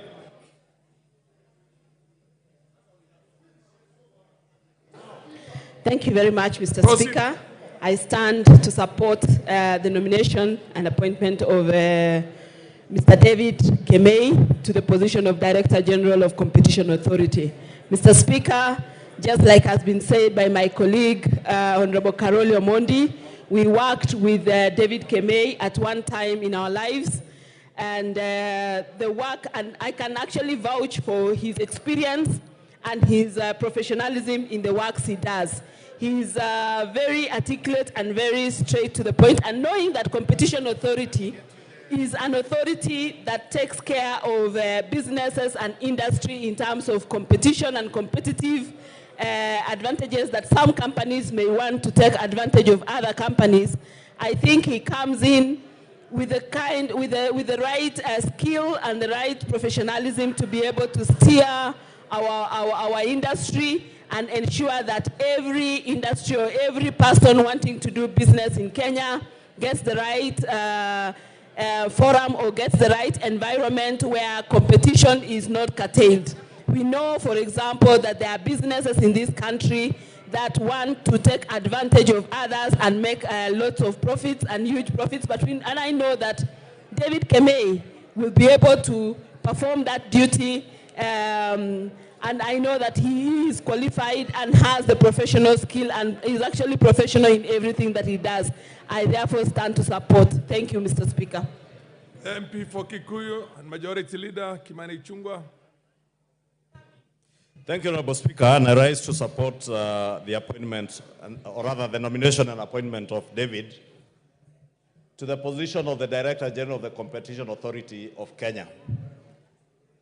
Honorable Speaker, even as I support his nomination from his vast experience as a good professional who can deliver on the mandate having been vetted by the Finance and National Planning Committee, I must take this opportunity, Honorable Speaker, to speak to David and tell him that he's taking office in a very crucial authority in our country. Honorable Speaker, the Competition Authority has been moribund since its formation. And I want to hope and pray that David Kimei is a man who will make this authority have teeth to bite. Because, Honorable Speaker, we're in a country where corporates like Safaricom want to operate like a monopoly, and they do not desire to have competition from anybody, Honorable Speaker. Honorable Speaker, I was shocked the other day when there was a lot of debate online and across the country from a letter that was done by Safaricom to the Communications Authority on the rollout of Starlink satellite technology in Kenya. Honorable Speaker, as much as Safaricom may have a point in terms of the national security issues and issues touching on traceability of the gadgets and where they are and for what purpose they are being used, but we see corporates like Safaricom and others, Honorable Speaker, who take advantage of their dominance in the market to kill competition in the country. And any economy without competition, Honorable Speaker, people will be taken advantage of. Honorable Speaker, if you look at the case of Starlink, Kenyans today are paying an average of 1,300 per month for data that is quick, is very fast, is easy to access, and you can access it from any corner of the country, irrespective of whether there's a base station or not. Why would anybody, Honorable Speaker, want to derail Kenyans from accessing such technology? Simply because you have invested over the years in base stations. If you have been slow in advancing your technology with changing times in the world, Honorable Speaker, it is not the problem of Kenyans. And this is where the Competition Authority must come in and step in and ensure that no corporate in this country and nobody is able to deny Kenyans the right of choice, because that is all competition about. Competition is about the right to choice. Kenyans must be able to choose, even with Kenya Power and Lighting Company. We must be able to choose whether we want power connected to our homes by KPLC or by another competitor, Honorable Speaker, who can distribute power from the national grid. It cannot be that since for the last 60 years, we have depended on KPLC, and in this day and age where people are even, Honorable Speaker, I saw something online, I think it was in India or Bangladesh, where people are using solar lighting and creating a grid in a village by interconnecting their own solar panels across their village. That is the beauty of technology that we must harness to ensure that we leverage on the innovations of our young people in this country, Honorable Speaker, to make sure that there is competitive trade in our economy, to ensure that at the end of the day, the ordinary Kenyan is able to access either services or products at the cheapest possible cost, whether it is data, whether it is airtime, Honorable Speaker. And as much as I don't like Elon Musk, Honorable Speaker, I saw him promising us that with time we'll be able to make emergency calls for free by converting our cell phones to satellite phones. This is the kind of innovation and technology we want, so that I do not have to pay 3 shillings per minute for airtime that could be free, for heaven's sake. Honorable Speaker, I support this nomination, but I want to ask Mr. David Kimei to make sure that the Competition Authority has teeth to bite and ensure Kenyans get value for their money, and the industry, all industries are competitive. With that, I support. The MP for Wajir North, the Honorable Sene. Sene, are you in the House? Because I see your name here. Mr. Speaker, thank you. I have no problem with the nominee offered the opposition as the Director General. David Kibet Kimei is qualified and competent to do the job. However, Mr. Speaker, I have serious concerns on how opportunities are being shared in this country. Mr. Speaker, ethnicity, marginalization, diversity, very important values that are so clear in our constitutions are just on paper, they are not in action. opportunities has become the preserve of only the major tribes in this country. Mr. Speaker, I'm not a flower girl to sit in this house to always approve names for only few communities, Mr. Speaker. Kenya belongs to 47 tribes. 47 tribes. Day in, day out, we are approving names. I ask, are other Kenyans not competent? Are they not qualified? I'm reminded of the predecessor of this gentleman, David Kibet. One Dr. Adano has been acting for 21 months. 21 months in the same position. That begs many questions. There were so many irregularities in the recruitment of officers in the same office. So my concern, in as much as I approve the appointment of Kibet, Kenya doesn't belong to 2 to 3 or 4 tribes. Kenya belongs to 47 tribes. I don't know when an Ajuran, which is a tribe also in this country, a nominee from that community shall come to the floor of this house and we approve one from that community. There is the monopoly of only appointing people from few tribes. Kenya is one and our unity is manifest in the 47 communities or tribes, Mr. Speaker. In as much as I approve the nominee, I beg for regional balance. I beg for equity. I beg that all Kenyans are treated equally. I beg that Somali is not an ethnic, it's an ethnicity but not a tribe. That the Somali community is a nation of tribes. And many a times we are shrouded and we are being concealed in that name. So my concern is, let Kibet be approved. But let Kenya belong to 47 tribes, not in name but by action. I support, but I am not happy. I am not happy. I am crestfallen in the way in which public service is being just given to few clans, to few tribes, Mr. Speaker. Otherwise, I approve. Thank you. The Honorable Makilap. Makilap. Thank you, Mr. Speaker. Honorable members, please consult in law. Thank you, Mr. Speaker. Order. Yeah. Protecting me from the leadership here. They are doing loud consultation. The Honorable Kimani Chungwa, the Honorable Osoro. Now, I'll not mention the lady's name. She's my colleague. Thank you, Mr. Speaker. Thank you, Mr. Speaker. First, I rise to support David Kibet Kemei for appointment to the position of Director General of Competition Authority of Kenya.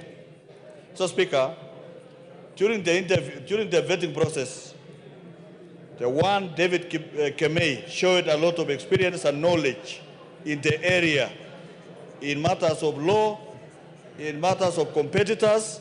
He has vast knowledge in the industry. So, Speaker, just following what the Leader of Majority has said, David Kemei has a job to be done in Kenya.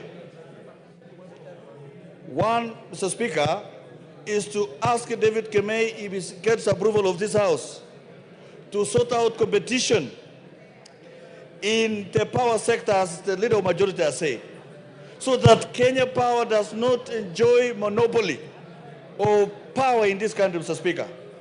Secondly, Mr. Speaker, in Safaricom, M-Pesa, competition between M-Pesa and commercial banks and microfinances, Mr. Speaker, an industry that is not regulated by law.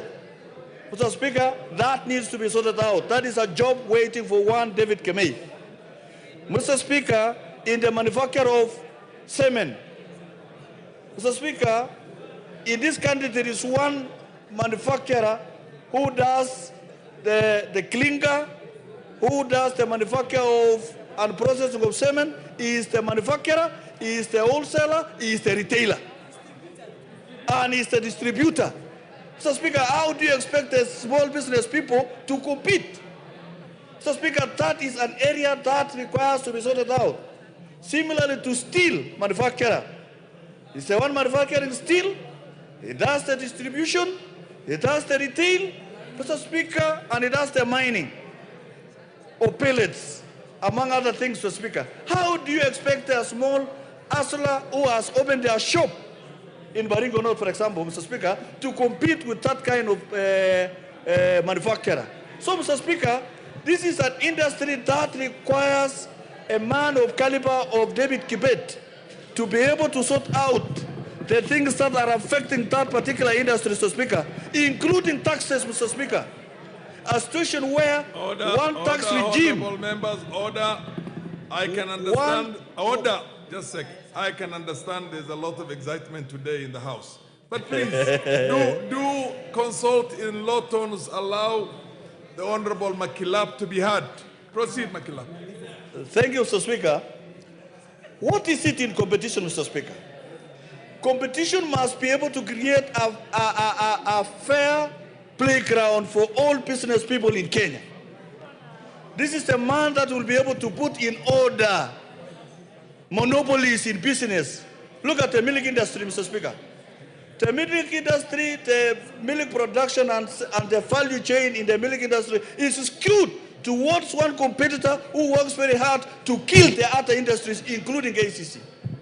Mr. Speaker, this milk production and its value chain, together with the competitors of those who process and package milk, requires order so that the business people on the ground, the people who produce milk and keep cows, will be able to have value for money for their milk, Mr. Speaker.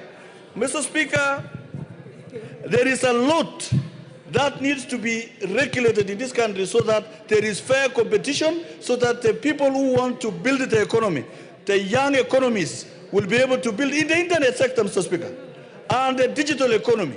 Mr. Speaker, there is need to have order in that area, Mr. Speaker, so that everyone has a play and has a space to play in growing the economy of Kenya. Mr. Speaker, I support David Kibet for the appointment for Director General of Competition Authority of Kenya, Mr. Speaker. The MP for Jomvu, Badibadi. Mheshimiwa Badibadi. Yes. Asante sana Mheshimiwa Speaker kwa kunipatia fursa hii leo ili na mimi kuungana pamoja na wenzangu kuchangia katika mada hii. Leo Mheshimiwa Speaker, mimi nataka pia kushikana pamoja na wajumbe wenzangu katika kuunga mkono uteuzi wa Bwana David Kimei katika halmashauri ya ushindani, yani Director General katika Competition Authority. Vile vile Mheshimiwa Speaker, niko na sababu ambazo zinanifanya kuwa niweze kuunga mkono hoja hii. Ni kwa sababu Bwana David Kimei ameongelelewa na wengi sana juu ya utendakazi wake na kuwa ni mtu ambaye ataweza kusaidia katika kuona kuwa halmashauri hii inaweza kunawiri. Mheshimiwa Speaker, tumeona kiongozi wetu wa wengi ndugu Kimani Ichung'wah akizungumzia juu ya hali ilivyo katika Kenya Power, na ni muhimu pia na mimi niunge mkono kusema kwa mambo kama haya. Ni muhimu kuona kuwa mtu mwananchi anaweza kujichagulia, lakini hali ilivyo mwananchi anawekwa katika hali kuwa hana budi, lazima awe ataweza kutumia moto wa Kenya Power.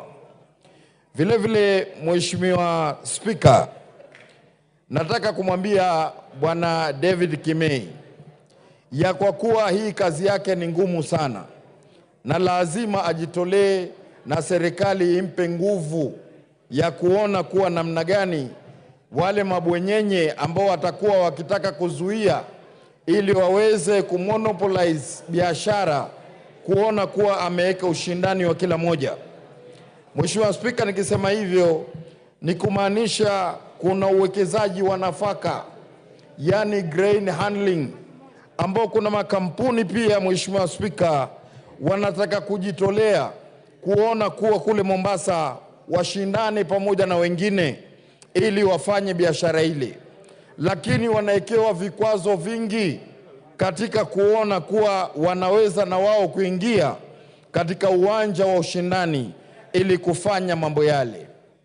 Kijana mmoja mkurugenzi mdogo sana pale anaitwa Mohamed D, ambaye yeye aling'ang'ana pande ya mambo ya documentation na mengine mingi kuona kuwa ili aweze katika hiyo kampuni ishindane na wale mabwenyenye wengine.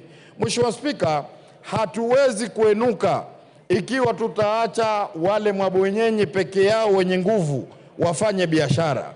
Kwa hivyo mimi nasema ni muhimu huyu bwana David Kimei aone kuwa tukimpelekea maneno pia kumwambia awe ataweza kuwasikiza ili aweze kufungua mlango wa ushindani wa kibiashara na mambo mengine katika watu wetu. Vile vile leo tuna hasara. Mheshimiwa Spika, imepatikana mafuta kule Turkana, ambapo kwa zamani sisi pale Mombasa kwetu kulikuwa na refinery pale Changamwe. Hivi sasa imefungwa, hakuna ushindani ambao unaweza kuendelea. Mafuta haya yanapatikana, yanachukuliwa pelekwa nchi za nje, wanafanyiwa na yanakuwa refined, kisha tunarudishwa tunauziwa. Kwa hivyo hiyo kwa Kiswahili nasema ni goji kirba, kirba goji. Yani sisi tuna mafuta tutoe nje tufanyiwe refining alafu kisha turudishwe. Hii kampuni refinery lazima ifufuliwe na serikali ili iweze kushindana na wale Waarabu wengine pale katika nchi za nje na kutupa kazi katika watu wetu ambao walikuwa wanafanya katika refinery ile. Leo Mheshimiwa Spika, watu wengi wamefutwa kazi. Watu wengi wameenda kutafuta kazi katika nchi za nje. Mdogo wa mamangu mwenyewe, bwanake alikuwa anaitwa Kibwana, anafanya refinery. Kwa experience yake baada ya refinery kufungwa, leo ameenda kufanya kazi Qatar katika nchi za nje kusaidia watu wengine, na hali hii miradi ikiweza kufunguliwa wanaweza kuleta ushindani na watu wetu kufanya kazi hapa. Kwa hivyo Mheshimiwa Spika, nashukuru sana na nampongeza David Kimei. Asante sana. Madam Ngele Chei, the MP for Elgeyo Marakwet, followed by akifuatwa na Mheshimiwa Mazamzam. Thank you so much, Mr. Speaker, for giving me this opportunity. And Mr. Speaker, I want to contribute to the appointment of Mr. Kimei. I know David Kimei personally as a person, and he is someone, a very hardworking person, who has actually steered a very successful DGMB Solutions Limited, and has proven to be somebody who can take an organization from one level to another. And that is the experience that we need in the public service nowadays, Mr. Speaker, because many a times we fail, not because we don't have the right people with the right knowledge, but experience is the best way we can handle this noble organization. Last, Mr. Speaker, Kimei is also somebody who is known to be very transparent, very honest. This is somebody you can depend upon, and this is somebody who is, you can guarantee that can discharge his duties without fear and favor. I therefore support the committee, Mr. Speaker, on the issue of David Kimei. Thank you, Mr. Speaker. Mheshimiwa Zamzam. Asante sana Mheshimiwa Speaker. Kwanza kabla sijaendelea niweze kuelezea wale ambao wanashughulika na IT ama pale juu wasiweze kutoa mazungumzo yangu, manake tumeingia bunge tuzungumze, watu wetu wanaangalia. Mheshimiwa Speaker, Mheshimiwa Speaker, nichukue fursa hii niweze kumshukuru na kumpongeza ndugu yetu David Kimei kwa kuteuliwa katika halmashauri hii. Mheshimiwa Speaker, Mheshimiwa Speaker, ni mtu ambaye David Kimei amekuwa ni mtu mwenye mujitama ambao wa kueleweka, ni mtu ambaye amejiweka katika hadhi ambayo inatakiwa kuwekwa katika halmashauri hii. Mheshimiwa Speaker, Mheshimiwa Speaker, nikiweza kupigia upatu ndugu yangu Mheshimiwa Badi, naweza kusema hivi Mheshimiwa Speaker, halmashauri nyingi Mheshimiwa Speaker, unapata kama alivyozungumza wana ile mambo ya kufanya biashara mtu mmoja, yani monopoly. Yeye mtu mmoja ndio anataka kufanya biashara peke yake Mheshimiwa Speaker. Na mimi nataka kusema kwa mfano, ile green bulk ya handlers ya kule Mombasa.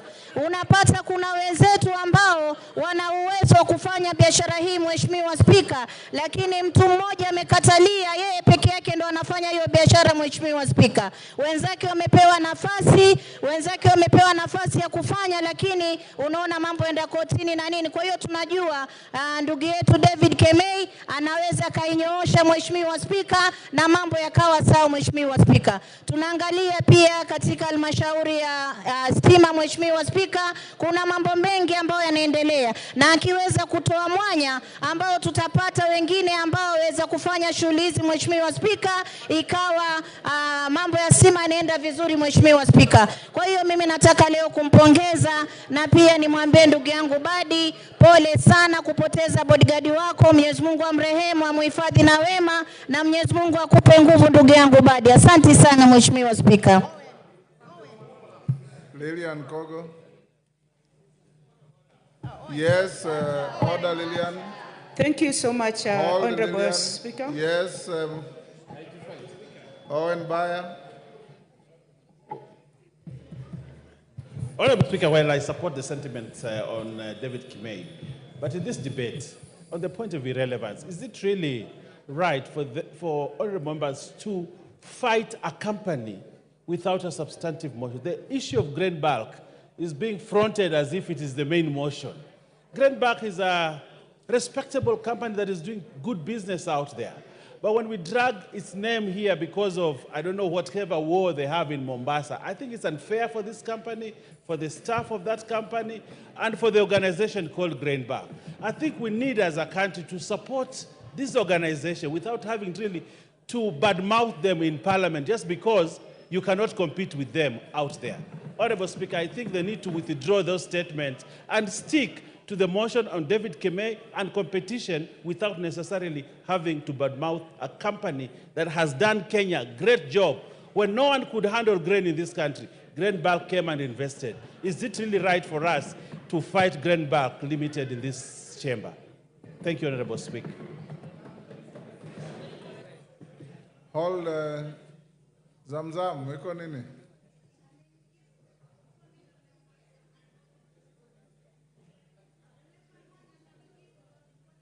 Hapana. Asante Mheshimiwa Spika.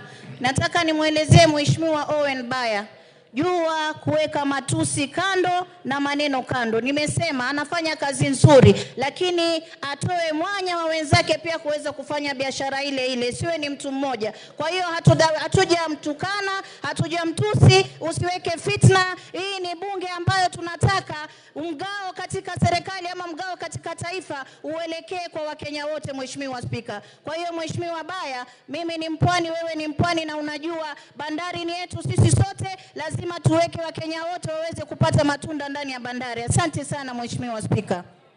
Lilian Kogo. I really thank you, Honorable Speaker, for giving me this opportunity to also rise and support the nomination of one David Kemei to be the Director General of Competition Authority. And I want to congratulate him. He's well known in his astuteness in the work that he does. And Honorable Speaker, the point I wanted to add on to what my colleagues have already said is that the appointment of Honorable Kemei comes at a point when, as Kenyans, we are entangled in a system where we have the national debate on inclusivity. We have the agenda of everybody and all of us being included. I appreciate his qualifications. I appreciate his experience, but he's coming at a time, Honorable Speaker, when the national dialogue and the national agenda is on inclusivity. So I want to appreciate the work that the committee has done, but I still also want to implore Kenyans. I want to implore Kenyans and tell them and tell us that it is important that when distributing the national cake, that Honorable Speaker, that we include all regions, Honorable Speaker. At the time that Kenya stands, Most Kenyans have been exposed to education, Honorable Speaker. At the place where we find Kenya, Honorable Speaker, most Kenyans are experienced, Honorable Speaker. At the point where I stand, Honorable Speaker, most Kenyans have the capacity to do a good job. So I would implore, Honorable Speaker, that as we appoint noble Kenyans in the various capacities for them to serve this country, I pray that we follow the desire of the Constitution of the Republic of Kenya. We follow the law of the land. We follow the ultimate Bible of the law of Kenya, that we include all Kenyans, Honorable Speaker.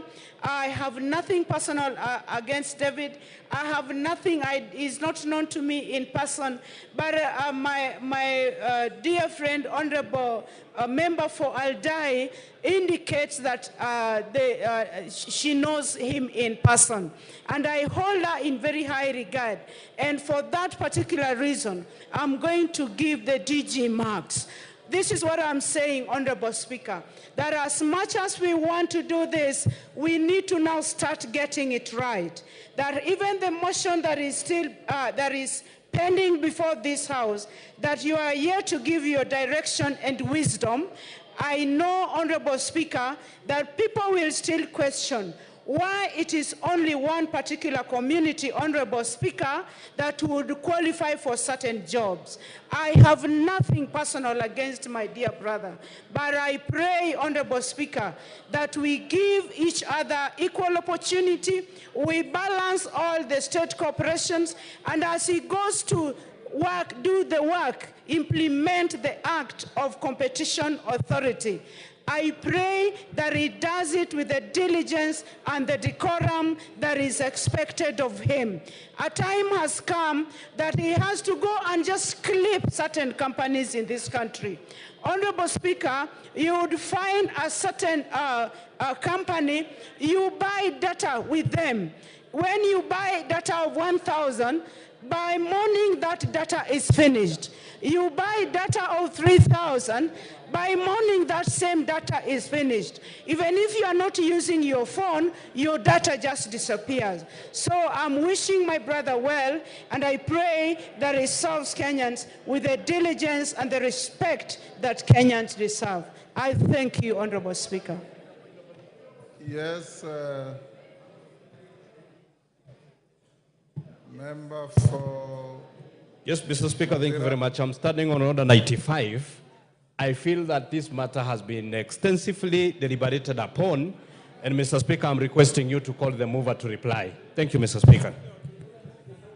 Is that the mood of the House?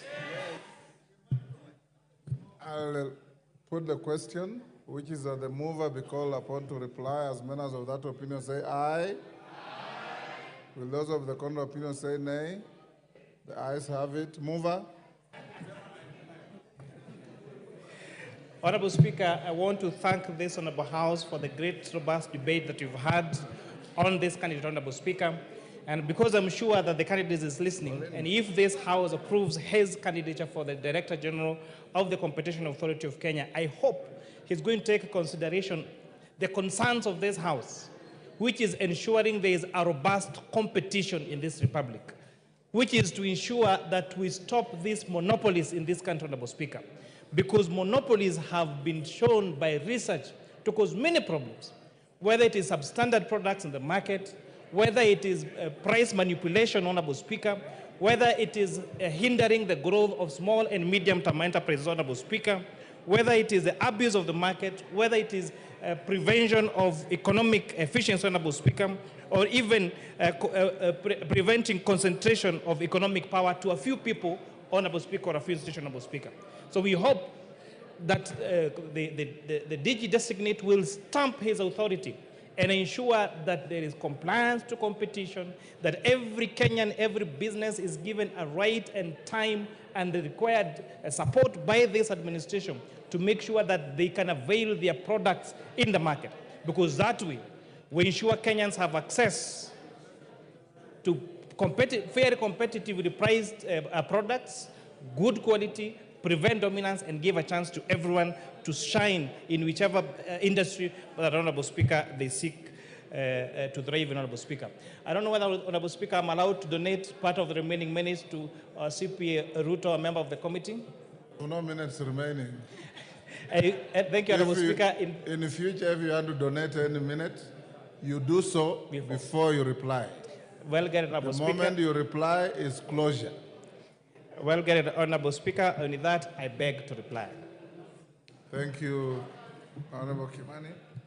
Honorable members, I'll now put the question, which is that taking into consideration the findings of the Joint Committee of the National Assembly Departmental Committee on Finance and National Planning and the Senate Standing Committee on Finance and Budget in its report on the vetting of a nominee for appointment as the Director General of the Competition Authority, laid on the table of the House on Thursday, 26 September 2024, and pursuant to Section 12(1) of the Competition Act, Cap 504, and Section 3 and 8 of the Public Appointments Parliamentary Approval Act 2011, this House approves the appointment of Mr. David Kibet-Kemei as the Director General of the Competition Authority. As members of that opinion say aye.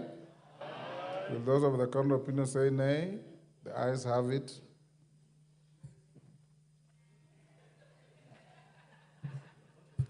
Honorable Member McLeod, take your seat.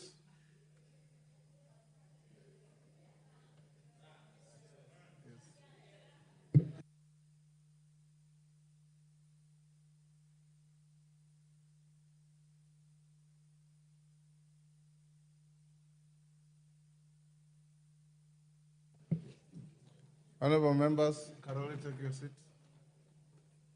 Member for Webuye, take your seat.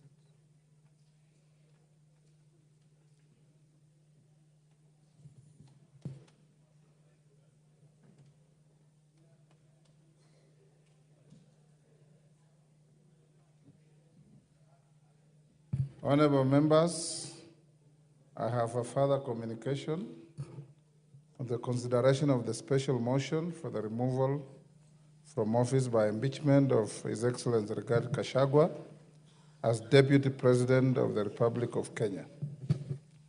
Honorable members, you recall that earlier this afternoon at the commencement of this sitting, I notified the House of receipt of a notice of special motion by the member for Kibwezi West constituency, the Honorable Ekomas Mwengi Mutuse, OGW, MP, seeking the removal from office by impeachment of His Excellency Rigathi Gachagua, EGH, as the Deputy President of the Republic of Kenya.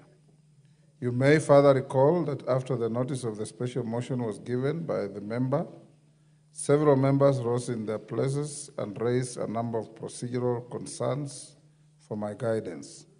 The members who spoke include the leader of the majority party, Honorable Kimani Ichung'wah, the leader of the minority party, the Honorable Junet Mohammed, the majority whip, the Honorable Silvanus Osoro, the Honorable Farah Maalim, Honorable Geoffrey Ruku, and Honorable Major Bashir Abdullahi.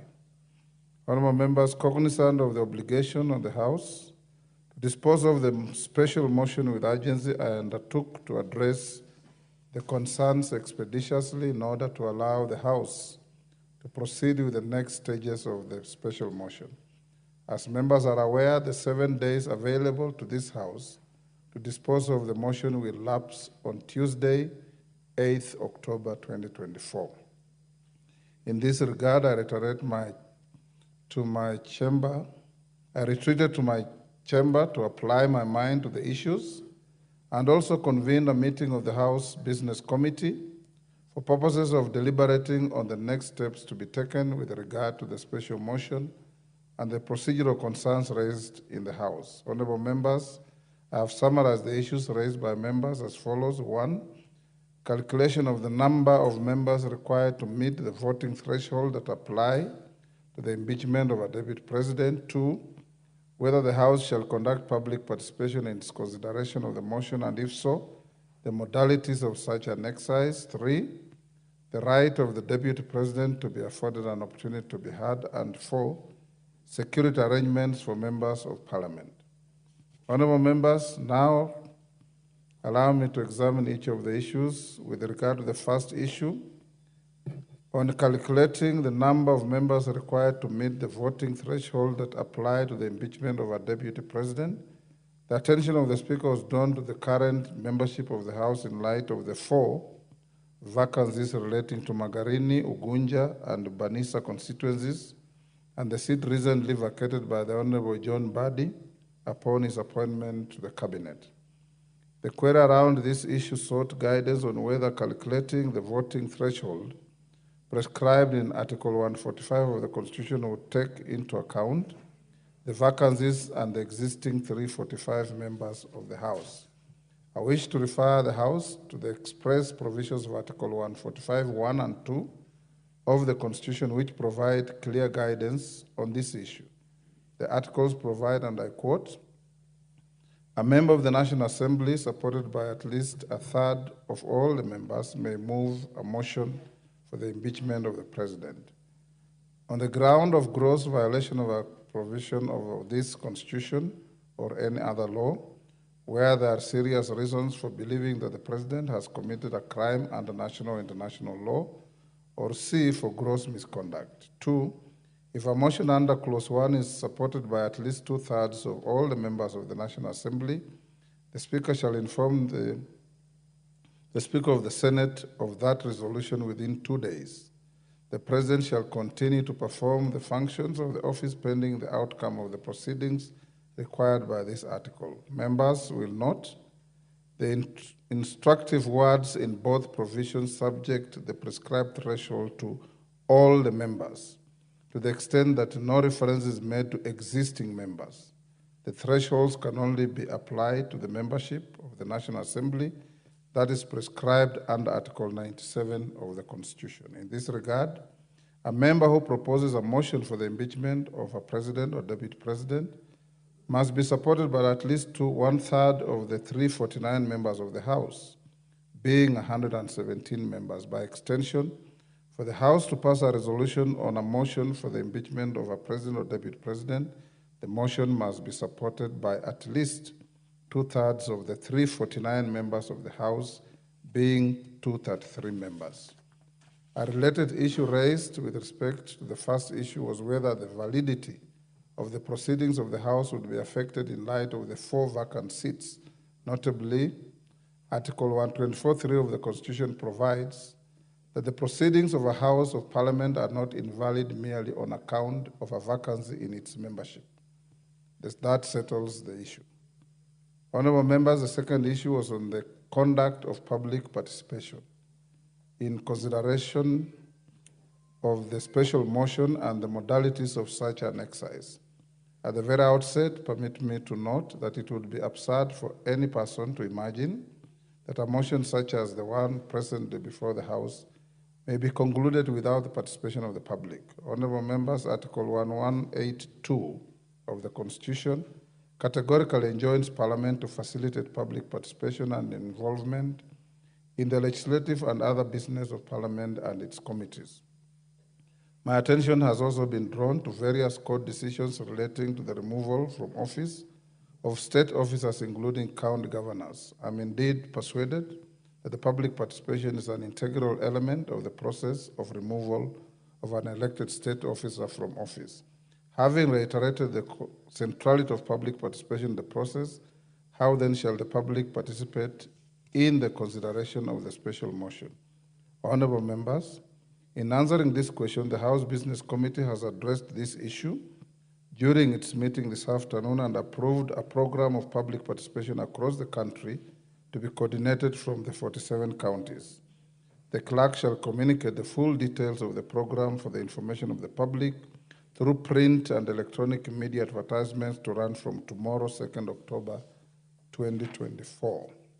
Honourable members, with regard to the administrative arrangements to facilitate public participation, the House Business Committee also resolved on the following modalities. 1, that the public participation will be undertaken on Friday, 4th October 2024. Consequently, all other parliamentary activities previously scheduled between Thursday, 3rd, until Monday, 7th October 2024 shall be suspended. That this unprecedented occasion is one which requires the House to summon all members to avail themselves and participate in all activities relating to the special motion. Further, Standing Order 68 provides that a motion for the removal of a person from office takes precedence over all other businesses on the order paper. Consequently, the consideration of the special motion shall have priority over all activities in the House, whether domestic or foreign.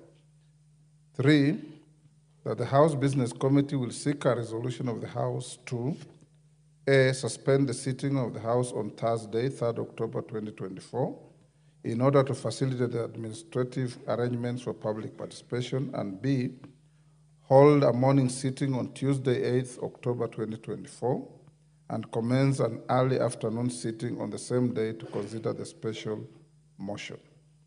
Further, honorable members, I have been requested by the move of the motion and in consultation with the House Business Committee to convene a forum for a briefing of members on the modalities of the public participation program. In this regard, I will interrupt tomorrow morning's sitting at noon and adjourn the House for this purpose. I also direct the clerk to make necessary arrangements for the briefing of the House at this session. Honorable members, the third issue touched on the manner of affording the Deputy President an opportunity to be heard and the modalities of the same. In this case, Standing Order 67 obligates the House to afford the Deputy President an opportunity to be heard either in person, through a representative, or both. Further, the House is under an obligation to accord the Deputy President the right to fair administrative action under Article 47 and the right to fair hearing under Article 50 of the Constitution. Drawing from the foregoing and the timelines provided for the House President be notified of his right to appear on the said date and the allocation of time from 5 p.m. to 7 p.m., 2 hours.